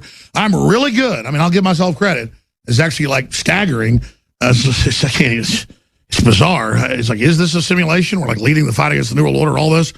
But we do need the funding, and I'm not good at raising money. For a media organization this big, we should have 10 times the money coming in. We don't. So I'm just asking you, please support us. Support our sponsors, InfoWarsStore.com, InfoWarsLife.com for the supplements, or simply call toll-free 888-253-3139. And just briefly, Solutions from Science has an amazing solar generator. I've been talking about all the wars we're trying to start and what's happening in the cyber warfare. Solutions from Science is having a moving warehouse sale. Here are 3 reasons you should get one of their perfect power solar generator systems. It's the same one I have, top-of-the-line model in my home. I've actually bought 2 of them over the years. Can't believe they can sell them this cheap. I guess it's miniaturization and cost goes down. It's expandable, has a wind input, and even produces pure sine wave power so you can run medical equipment or even military-grade electronics. Go to PowerGridChaos.com. That's PowerGridChaos.com. PowerGridChaos.com. Save 70% off while supplies last. PowerGridChaos.com. And look, I want to pay our crew because it takes stress off them to pay them more so they can take care of their families and what they're doing. I want to be able to hire more people. I literally don't want a bigger house. I don't want a fancier car. Everything is about a war with these people, and I really want to beat them. And you can see what InfoWars has done. Now, 126 on the web of all websites, bigger than the New York Times online, bigger than the BBC, and now BBC's all digital. We are devastating them. And so all I'm asking you to do is support us and pray for us and spread the word. Even if you can't purchase products, spread the videos, spread the articles. It's having a giant effect. And I just asked myself, if we've already gone out of billions of websites, 126, where could we go, David, with Providence? Well, it's amazing, and the time that I've been here, the 4 years I've been here, just to see one metric that I can easily look at, and that's the number of people that we have following you on the YouTube channel, how that has skyrocketed. It's about 6 times what it was when I started here. It's amazing to see how that is continuing. One channel, 1 billion, 100 million viewers. But I mean, look, 3 years ago they came to me and they said, I haven't got the numbers then because the vice president changed. I'm not bragging, but listeners should know this. We got a call and they go, the vice president of YouTube wants to talk to you. We check him out. He's like one of the top 20 people at YouTube or Google. And he goes, yeah, you have 5 billion views. We're going to send you out to sign non-disclosures. I can't get into all of it. The point is, they let me into the real Google stuff. And some folks even flew to town. We looked at it. And they wanted me, and they go, listen, everybody will be kicked off, though, if they don't agree to it. You're going to monetize all this. And it'll be a lot of money because we were all over. And I said, well, I want to keep spreading it. And some people refuse to go under this. I don't want to just say my stuff's free to everybody and then suddenly claim copyright. I said, I can't do that. And they said, okay, well, just at least do your channel. Which is why they kind of left us alone more on copyright stuff because it was all BS before. Mm-hmm. But it was 5 billion 2.5 years ago. They had a whole map showing it like in a computer algorithm in a 360 deal. The stuff they've got is incredible. So 5 billion 2.5 years ago. 5 billion videos watched. And so, I mean, imagine. I can't see that. So, what I see is the tip of the iceberg in the metrics that I see. I don't typically see these metrics on websites. And even when I look at something that I can follow, like YouTube, it's not a full metric. Well, hey, it ain't chopped liver over 1 billion views on our main channel. Yeah, exactly. Yeah. And Paul Watson's got 300 million views, and you had just our channels together, it's 2 billion views. But imagine if 2.5 years ago, we were 5 billion. What is it now? See, we don't get all that that supervision of Google and all that. But notice, Facebook now, Zuckerberg, and I'm not crediting him, it's just true. He came out and said, look, we're not just going to ban fake news. It's not that simple. Because he realizes most of his traffic is the Patriots. It's like if you so dominate where you're the entire organic system, they can't cut you out because you are the system. Yeah, exactly. Does that make sense? Yeah. Oh, yeah. Going to cut their nose off to spite their face. And that's what they're doing with Twitter when they do this censorship. And we see James Wood saying, well, that's it. Then I'm gone. And so he basically just pulled out, said he's boycotting. All right, I'm going to hand this over to you. We got this big Sandy Hook piece coming up, calls, everything else. David Knight. Right. Are you glad you moved down here from North Carolina 4 years ago? It's been amazing. I really wanted to make a difference, and I think this election cycle, I feel like we really have made a difference for sure. And look, selling your house and businesses, you're a successful guy, was a hassle. And a few years into it, you're kind of like, yeah, but didn't it all pay off? Yes. And not in money. I mean, it paid off, and look at this. Oh, yeah. You know what, Alex? I worked for the longest time, trying to make things happen in North Carolina with the Libertarian Party. And it's like, this just isn't working. It's not happening. So I quit with that. This is where it's happening. You made a bigger difference, one individual getting out there and educating people, because that's what the Libertarian Party has been doing most. They don't really want to be politicians. They don't want to control other people's lives, but they want people to wake up. They want people to take responsibility for themselves. But you were able to do that in this platform and really have a major effect, especially in this election, but over the last 20 years. Even before this election, you had a major effect. But I keep explaining, I'm just genuine. I mean, I really believe what I'm saying. People connect to that, but it's the viewers. I'm just a little focal point that happened to actually pop up. It's a mirror of all them. It's like the sun. I'm a mirror. They're the sun. They're the power. It's like, I could, they're the ones of every race, color, and creed. It's very humbling. It's very humbling to have all these glowing, wonderful people. They could be Hispanic, black, white, doesn't matter. They all have this glow in their eyes. They're alive. They're good people. It's like, I get tears in my eyes. Last night I took family out to a steakhouse, and this family came over. They had a Down syndrome daughter and their son and everything, and they were so proud of me, and I was so humbled by the life in their eyes, the humanity. I was like, I'll die for these people. Yeah, absolutely. Well, we started talking about it in religious perspective, and I've had missionaries who would go to difficult countries, and they would say, I'm going to go there because God's working there. I can see things happening there. So you just go where God's working, and you know, that's it. Things that God is now working in America. Yeah, that's right. It's a big deal. Yeah. Appreciate it, David. Thank you, Alex. Well, you know, when we look at what's happening with these picks, I'm really happy with this pick of Flynn, also with Sessions. I'm concerned about Bolton. And I'd like to throw something out to Donald Trump if he's listening or anybody is paying attention as we look at this. You know, he's put in Flynn as in an intelligence position. How about William Binney or Thomas Drake or somebody like that to replace Lion James Clapper? Okay, because he's leaving. James Clapper is leaving. We got to have somebody who is DNI. Remember that the DNI, where James Clapper is, that's the guy who's head over the NSA, over the CIA, over all the military divisions of intelligence, Homeland Security, 16 organizations the DNI is head over. Remember, James Clapper was the guy that was asked just before the Snowden leaks. He was asked by Senator Ron Wyden. He said, are you listening to Americans? You know, because we had this big thing back in the 1970s, the Church Commission. We had the Pike Commission. They told people that the NSA and the FBI, the CIA were illegally monitoring Americans instead of foreign intelligence services. And so they had this thing called the FISA, the FISA Act, okay, that was supposed to keep that under control. And instead, what they did was they used that as a tool, as a technique. They inverted it, they perverted it, and they used it as a way to get a search warrant on Mr. and Mrs. Verizon, as Rand Paul pointed out. Okay, so we've had this situation, and it began with James Clapper. He started in his intelligence service as that thing was starting, and now he's coming out where they have first been shut down by the exposure of illegal activity. Then they took it over, and they made it a tool, and that's what he's leaving us with. This guy who lied to the face of Senator Wyden. And you could see when he asked him that question, he kind of looks down. I mean, you talk about obvious body language, okay? You don't have to be a mentalist to take a look at that, read that body language and know what he was saying. Everybody knew he was lying. He goes, we knew they were listening, but you could just watch him as he was lying. And then it was just a couple of months later that we got the documents from Ed Snowden. And so I think it's very important. I think it would be great to have somebody that has the integrity of William Binney, who has the love of the Constitution and the rule of law. See, that's what we're seeing with Jeff Sessions. We're replacing somebody like Loretta Lynch, who had absolute contempt for the legal system, who had absolute contempt for the idea that there would be a standard of justice for everyone. No, Loretta Lynch and James Comey think there should be one standard for the people at top who are friends with them and a different standard for the rest of you. Remember, James Comey said she committed all these felonies, but don't you try this at home. No, we need to have somebody like Jeff Sessions, I think, who is going to be an honest person. Amazing turnaround to see Jeff Sessions there. But let's also take a look at some of these people whose names are being floated out there. Secretary of State, Romney, John Bolton. Seriously?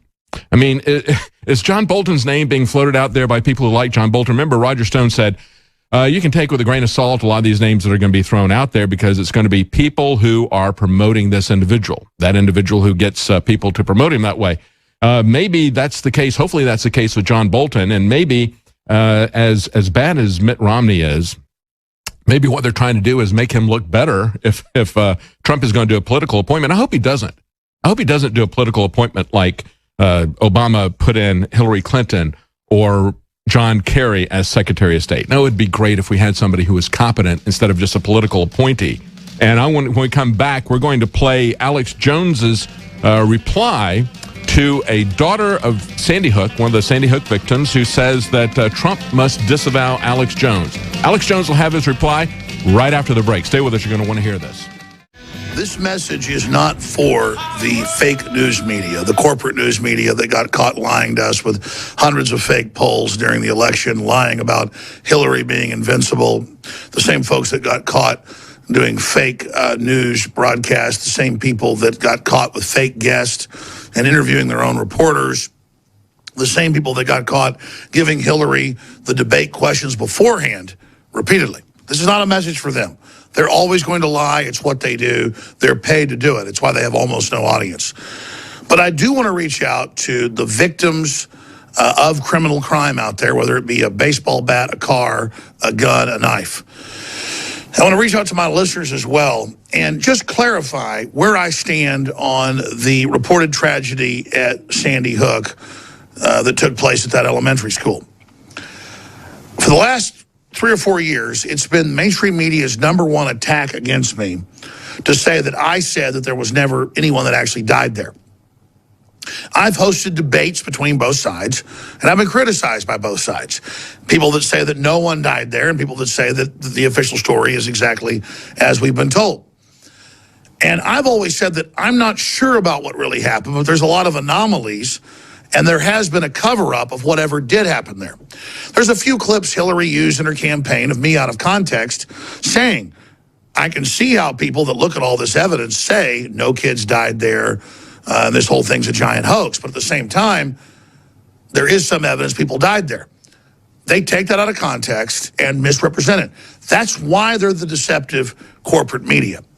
But for those that do have an attention span for, say, 10 minutes or so, I will present to you the questions. And I'm going to be quite frank. I don't know what really happened. I know there are real mass shootings. I know people lose children. I'm a father. It hurts my heart. So I don't know what the truth is. All I know is the official story of Sandy Hook has more holes in it than Swiss cheese. There has been a shooting incident of some nature at Sandy Hook Elementary School. Federal agents say they recovered 2 high-powered pistols from the scene and a semi-automatic rifle called a Bushmaster. They say now that there were actually 4 handguns recovered inside the school, not just 2, as we were initially told. All the ones that I know of at this point were caused by the long weapon. So the rifle was the primary weapon? Yes. It's believed at this hour, and it's been confirmed to ABC News by state police there in Connecticut, that 2 shooters were initially believed involved in the mass shooting. One of those shooters now dead. They did walk a guy out of the woods. I saw him walk a guy out earlier with handcuffs. He walked by us and said he didn't do it. It was a grown man? A grown man, yeah. He's sitting in the front of the police car over there now. How was he dressed? Camo pants with a dark jacket. Well, they have an individual in custody who they're talking to, and I am told they are looking at this person as possibly a second shooter. Now that changes the dynamic here a little bit. They had their entire lives ahead of them.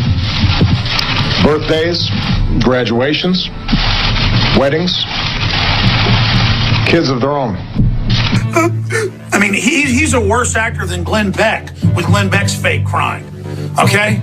I mean, this is disgusting. Okay.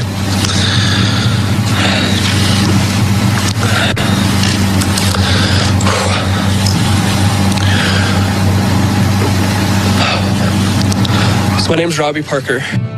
One thing that's becoming somewhat of a concern, and that is misinformation that's being posted on social media sites. These issues are crimes. They will be investigated statewide and federally, and prosecution will take place when people perpetrating this information are identified. Board members, these are your children, and you wouldn't let paramedics and EMTs into the building? You got 27 children declared dead within 8 minutes? Who does this? Who is so great at that job? I don't know if they staged this one, but the same familiar telltale signs are now coming out. Now, to be clear, corporate media wants to misrepresent what I've said, so this is not for them. But I'm going to do my best to lay out my questions here. I've got more than 20 news articles and video clips to go over. Number one, the day before this tragic event happened, an email was sent out by Bloomberg's anti-gun group saying, prepare for a big event. But the biggest piece of evidence, the smoking gun, if you would, of a cover-up, of whatever really happened, is the Wayback Machine, the Internet Archive. We see Sandy Hook's Newtown website, K through 12, having 0 traffic, 2008, 9, 10, 11, 12, and then all of a sudden, it just explodes. It's impossible to have 0 traffic to a K through 12 entire school system. And the word is that school system was shut down for those years. That's what the records show. But they tell us it was open. I don't know if the moon landings were faked. But I don't put anything past these anti-gunners. And early on that day, we watched footage of kids going in circles in and out of the building. You'd be running them away from the building. Emergency helicopters weren't called. Instead, porta potties were prepared for the press within hours of the event. I saw the helicopters that did respond, the police helicopters, saying that there were men or a man in the woods in camouflage. The media later said that was a conspiracy theory. So early on, I'm like, well, I saw local news of the guy in the woods, and they took him in custody. Now they're saying it never happened. So that shows there's some of a cover-up happening. And then I saw Anderson Cooper. I've been in TV for 20-something years. I know a blue screen or a green screen. Turn, and his nose disappear. Then I saw clearly that they were using footage on the green screen looped because it would show flowers and other things during other broadcasts that were moving and then basically cutting to the same piece of footage. Then I saw CNN do faked satellite interviews with reporters clearly with the same traffic and the same cars right behind them, conducting the interview face-to-face. Then we see footage of one of the reported fathers of the victims, Robbie Parker, doing classic acting training where he's laughing and joking, and they say, hey, we're live, and he goes, oh. And maybe that's real. I'm sure it is. They're getting ready to come to the microphone, so we'll listen in. Okay.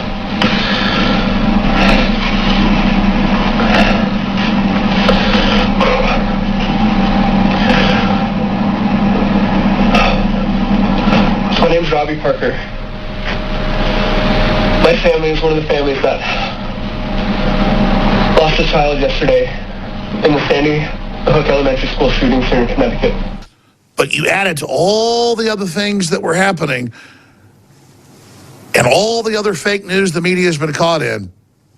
And CNN back in 1991 openly faking Scud missile attacks on Saudi Arabia and Israel when they were back in Atlanta, and the satellite feeds caught them admitting that it was all fake. We'd be crazy not to question this, because bare minimum, they were faking some of the shots and some of the coverage. Specific given these restrictions, but within those parameters, what did you see? Well, what I saw, I didn't see anything hit. I looked almost straight above us. There is a vapor trail coming from my right to my left, and there's a cloud of something. It looks like it might have been an explosion, a cloud. I'd say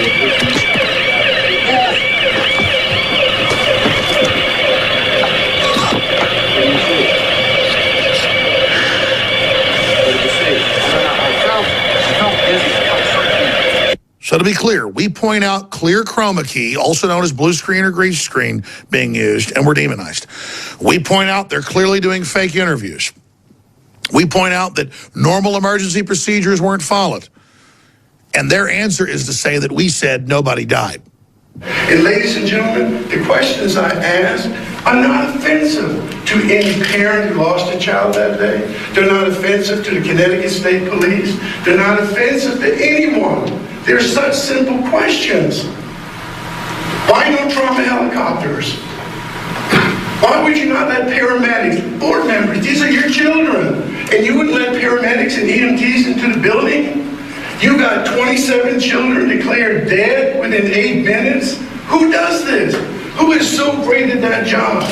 Columbine happened in the 1990s when there were less surveillance cameras, and we got play-by-play, blow-by-blow. We got the surveillance footage all released. They sealed the surveillance footage. They sealed the death certificates. They sealed everything in Connecticut like it was more secret than the Manhattan Project.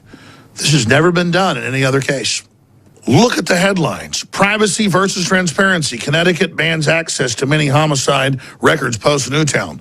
School shooting expert threatened over Sandy Hook investigation. Feds came to his house, you name it, said you better drop it. Newtown destroys suspected Sandy Hook shooter's home.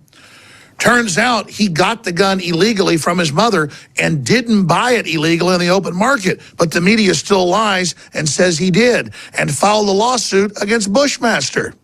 Then we have the bank burning down Adam Lanza's home so no one could buy it and investigate it. They didn't just burn down Adam Lanza's home to get rid of it. They didn't just steal all the records. No. When they demolished the school, they made everybody that was part of it sign non-disclosures. And then this Agatha Christie whodunit gets even weirder. Rob Dew's uncle, respected FBI agent that runs his own big security firm, John Dew, Rob Dew's uncle, is at the Foyer meeting that our reporter's at and tells our reporter he's never seen anything like this before concerning the cover-up. All these bureaucracies have paper trails, and it just doesn't add up. And that's what my uncle said. So, yeah, tell us everything he said. So I said, what did you think? He said, well, I've never sat in a court proceeding like this ever in my life. I said, what do you mean? He goes, here's, you got this small town, the biggest event in their history by far, and nobody knows nothing, nobody remembers anything, and there's no paperwork for anything. No paperwork. I just don't understand how this is going on in this small town.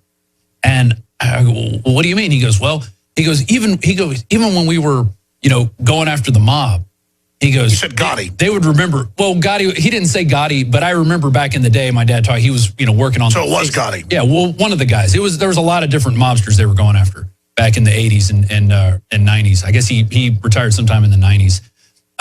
But he said, we never had a case where nobody knew nothing. He said, I just couldn't understand it. How in this small town, nobody knows anything. The school board guy doesn't know anything. The maintenance guy doesn't know anything. The head select woman doesn't know anything. Stuff is being delivered, and nobody knows how it got there. So this town's mascot is Sergeant Schultz. Essentially, yeah. You learn a lot over the years running a major media operation like InfoWars. And one thing I've discovered is that when MSM attacks you on something, a lot of times it's because it's your strongest information. And they want to discourage you from covering it. They want to make you think that you're discredited because you're talking about it. It's kind of like saying, oh, you're all discredited because you're for Trump. He's going to lose by 20 points. Everybody knows he's a loser, even though internal polls showed him losing. And it's the same thing with this Sandy Hook. I've moved on from this story, but they're always attacking, saying, I'm going after family members of victims. This is a tragedy. I wish it never would have happened. But quite frankly, I wish that the official story was true, because that's a lot less scary than them staging something like this. But when you think about how they staged WMDs to kill over 1 million Iraqis, when you think about all the other hoaxes, all the other lies, all the other rigging, and the way they're freaking out about it and trying to cover up every level of it, it just makes me ask what really happened there. Because I've hosted debates, as I said, and said that I don't know what really happened. When I sit there and read quotes of other people saying they believe it's staged, the media knows full well they take that out of context and have me definitively saying it, when I've always said I don't know what happened there, but it needs to be looked into. And why should anybody fear an investigation if they have nothing to hide? In fact, isn't that in Shakespeare's Hamlet? Methinks you protest too much. So here is my statement for the media when they call up, saying, where do you stand on this? Where I've always stood. When there were other mass shootings, I would simply point out that they're very rare statistically, and why should we all give up our rights because some other bad person does something? A guy with a car runs over 50 people. Do we ban driving cars? It's the same thing. And there have been other instances of shootings that are very suspicious. Aurora is one. Just look into that. But this particular case, they are so scared of investigation. So everything they do basically ends up blowing up in their face. So you guys are going to get what you want now. I'm going to start reinvestigating Sandy Hook and everything else that happened with it. I'm Alex Jones signing off from Infowars.com. If you're watching this transmission, think for yourself. I know it's a thought crime. And then ask yourself, what is it so strange about Sandy Hook and that tragedy? But I will say this finally, my heart does go out to all parents that lose children, whether it's to stabbings or whether it's to car wrecks or whether it's to stranglings or whether it's to blunt force trauma or murder, firearms, whatever the case is. I'm a parent, and my heart goes out to all parents that have lost children in these tragic events. And so if children were lost in Sandy Hook, my heart goes out to each and every one of those parents and the people that say they're parents that I see on the news. The only problem is I've watched a lot of soap operas, and I've seen actors before. And I know when I'm watching a movie, and I know when I'm watching something real. Let's look at the Sandy Hook. All right, and that's Alex Jones's response to a call for Trump to distance himself from Alex Jones because we question the events, the official story at Sandy Hook. And, that's the whole thing, going back to the JFK assassination. The CIA, or rather the FBI, actually it's the CIA that came up with a conspiracy theory because if you didn't believe in the magic bullet theory, if you thought that there was more than just one shooter operating a bolt action rifle, you were a conspiracy theorist. It's a gaslighting tactic. And we have to understand one of the things that we're about here at InfoWars, and we're not going to back away from this, even if it's something that hurts us. Alex took a lot of flack, still does, for pointing out the inconsistencies, the lies of 9/11. We had 3 steel buildings that fell down, never happened before or since, and only 2 of them were even hit by a plane. Isn't that interesting? And of course, you've got the guy who owned the 3rd one saying, pull it down. And we got witnesses saying, we heard explosions and so forth. No, don't look anymore at that. Just move away. And if you do, we're going to ridicule you. We're going to call you a conspiracy theorist. Or now the new gaslighting term is going to be fake news, hoax news. No, we're going to look at this. And when we see anomalies, as Alex Jones just pointed it out in that video, we're going to point out those, and we're going to ask questions, and we're going to expect some reasonable explanations. And if we don't get them, then it becomes even more suspicious. The guy that was in there, Wolfgang Halbig, he was there because he had been a law enforcement officer. He'd also been a school administrator, and then he combined those two to investigate school shootings like Columbine. That's what he did for a living. Had never seen anything like that before, just like Rob Due's uncle. Stay with us. We're going to talk about some of these Trump appointments when we come back. We'll be right back. Welcome back to the Alex Jones Show. I'm David Knight. I want to talk about some possible picks that are coming up from Donald Trump's cabinet, as well as appointments, other appointments. Before we do, real quickly, I want to let you know of some of the products that we've put on sale, some of the new introductions that we've had as well. We've got Trump is My President shirt has now been reduced to $9.95. That's going very quickly. It's not going to last very long. It's a collector's edition, and we now have it at a blowout price. It's amazing how prescient this was, because now we've got the protesters out there saying Trump is not my president. No, actually, he is. So this is a great souvenir. It's a way to push back against that as well. Also, new product. Brain Force, a new formulation. Brain Force Plus has arrived at InfoWarsLife.com. As I've said many times, it's my favorite supplement that we have here. I take most of the supplements because I do my research. I understand the need for certain supplements and things that I don't get in my daily diet. Important things like selenium and other things that you're not going to feel anything when you take selenium. Okay, you're just going to not get sick, as we've seen from many studies. It's going to help you to fight disease. It's going to boost your immune system, that sort of thing.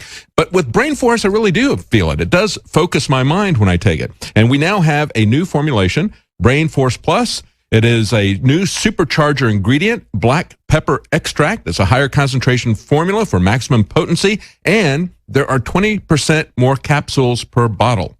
So it's a win-win all the way around, as Alex likes to point out, a 360 win. And finally, we have a new InfoWars Prime app that we're rolling out, and we have a limited time half-price introduction. Again, you can go to InfoWars.com/app or to the stores for Apple and Android phones, and you can purchase that app. It's a way that you can get exclusive videos from me, from the rest of the crew, from Alex Jones. You can see behind the scenes. It'll be original content that is unique to that platform. So you'll get behind the scenes, up close comments about what's going on. I've got a report that I'm going to put on there about a secret building. It was an interesting secret building that came out, report that came out on the Drudge Report. It was Intercept. He picked it up, I think it was Wednesday night. Talking about how they discovered this kind of dark skyscraper in the center of New York City. Well, we had the same sort of thing very close to where I lived in North Carolina. I'm going to tell you about that on InfoWars Prime app, the connection between these two AT&T facilities. And so I've got things like that I'm going to be talking about. And, of course, our other reporters will have that kind of content. You'll only get that at InfoWars Prime app, and it is half off right now as we roll that out. Now, in the time we've got left, real quickly, we're looking at the way that they're pushing back against these appointments. And as I've said before, I have the utmost respect for Senator Sessions. He's the only senator who had the integrity to look at this sweeping trade treaty called TPP or TTIP. He took the time to read it. Nobody else did. And not only that, but he was so outraged by what he saw in terms of loss of sovereignty, that our economy would be managed by a committee that was appointed by these multinational corporations that had secretly written this treaty. They would decide who was going to be in the treaty. They could add China later on. It wasn't a balance against China. They would also be able to decide which countries would rise and fall, which industries would rise and fall. It's a total loss of sovereignty. There were so many things in it. He created a massive presentation that he gave to the Senate. Nobody cared in the Senate. So he goes in, he's the only one who reads it, and he says, hey guys, you got to see this. Nobody would listen to him but Donald Trump. You know, Senator Sessions never endorsed anybody before Donald Trump. He endorsed Donald Trump, and he explained to Donald Trump the true issues behind that, the constitutional issues behind it. And so when they come out and say, well, you know, this guy is a racist, attacking him like they do Breitbart, and you've got this woman saying, well, you know, there were some allegations about a couple of things that he said 30 years ago, so he's a racist. And it's like, really? Allegations? She said there's no statute of limitations on racism. And I heard that and I thought, oh, so there wasn't any statute of limitations on Robert Byrd, were there? Okay? The Ku Klux Klan guy that Hillary and Bill loved. Okay? This is a guy who was an exalted cyclops, a founder of the Ku Klux Klan branches, but the Democrats had no problem with that guy. These are some minor allegations compared to that, and they're just allegations, unproven. Thanks for joining us. Join us tonight, 7 Central, 8 p.m. Eastern for InfoWars Nightly News.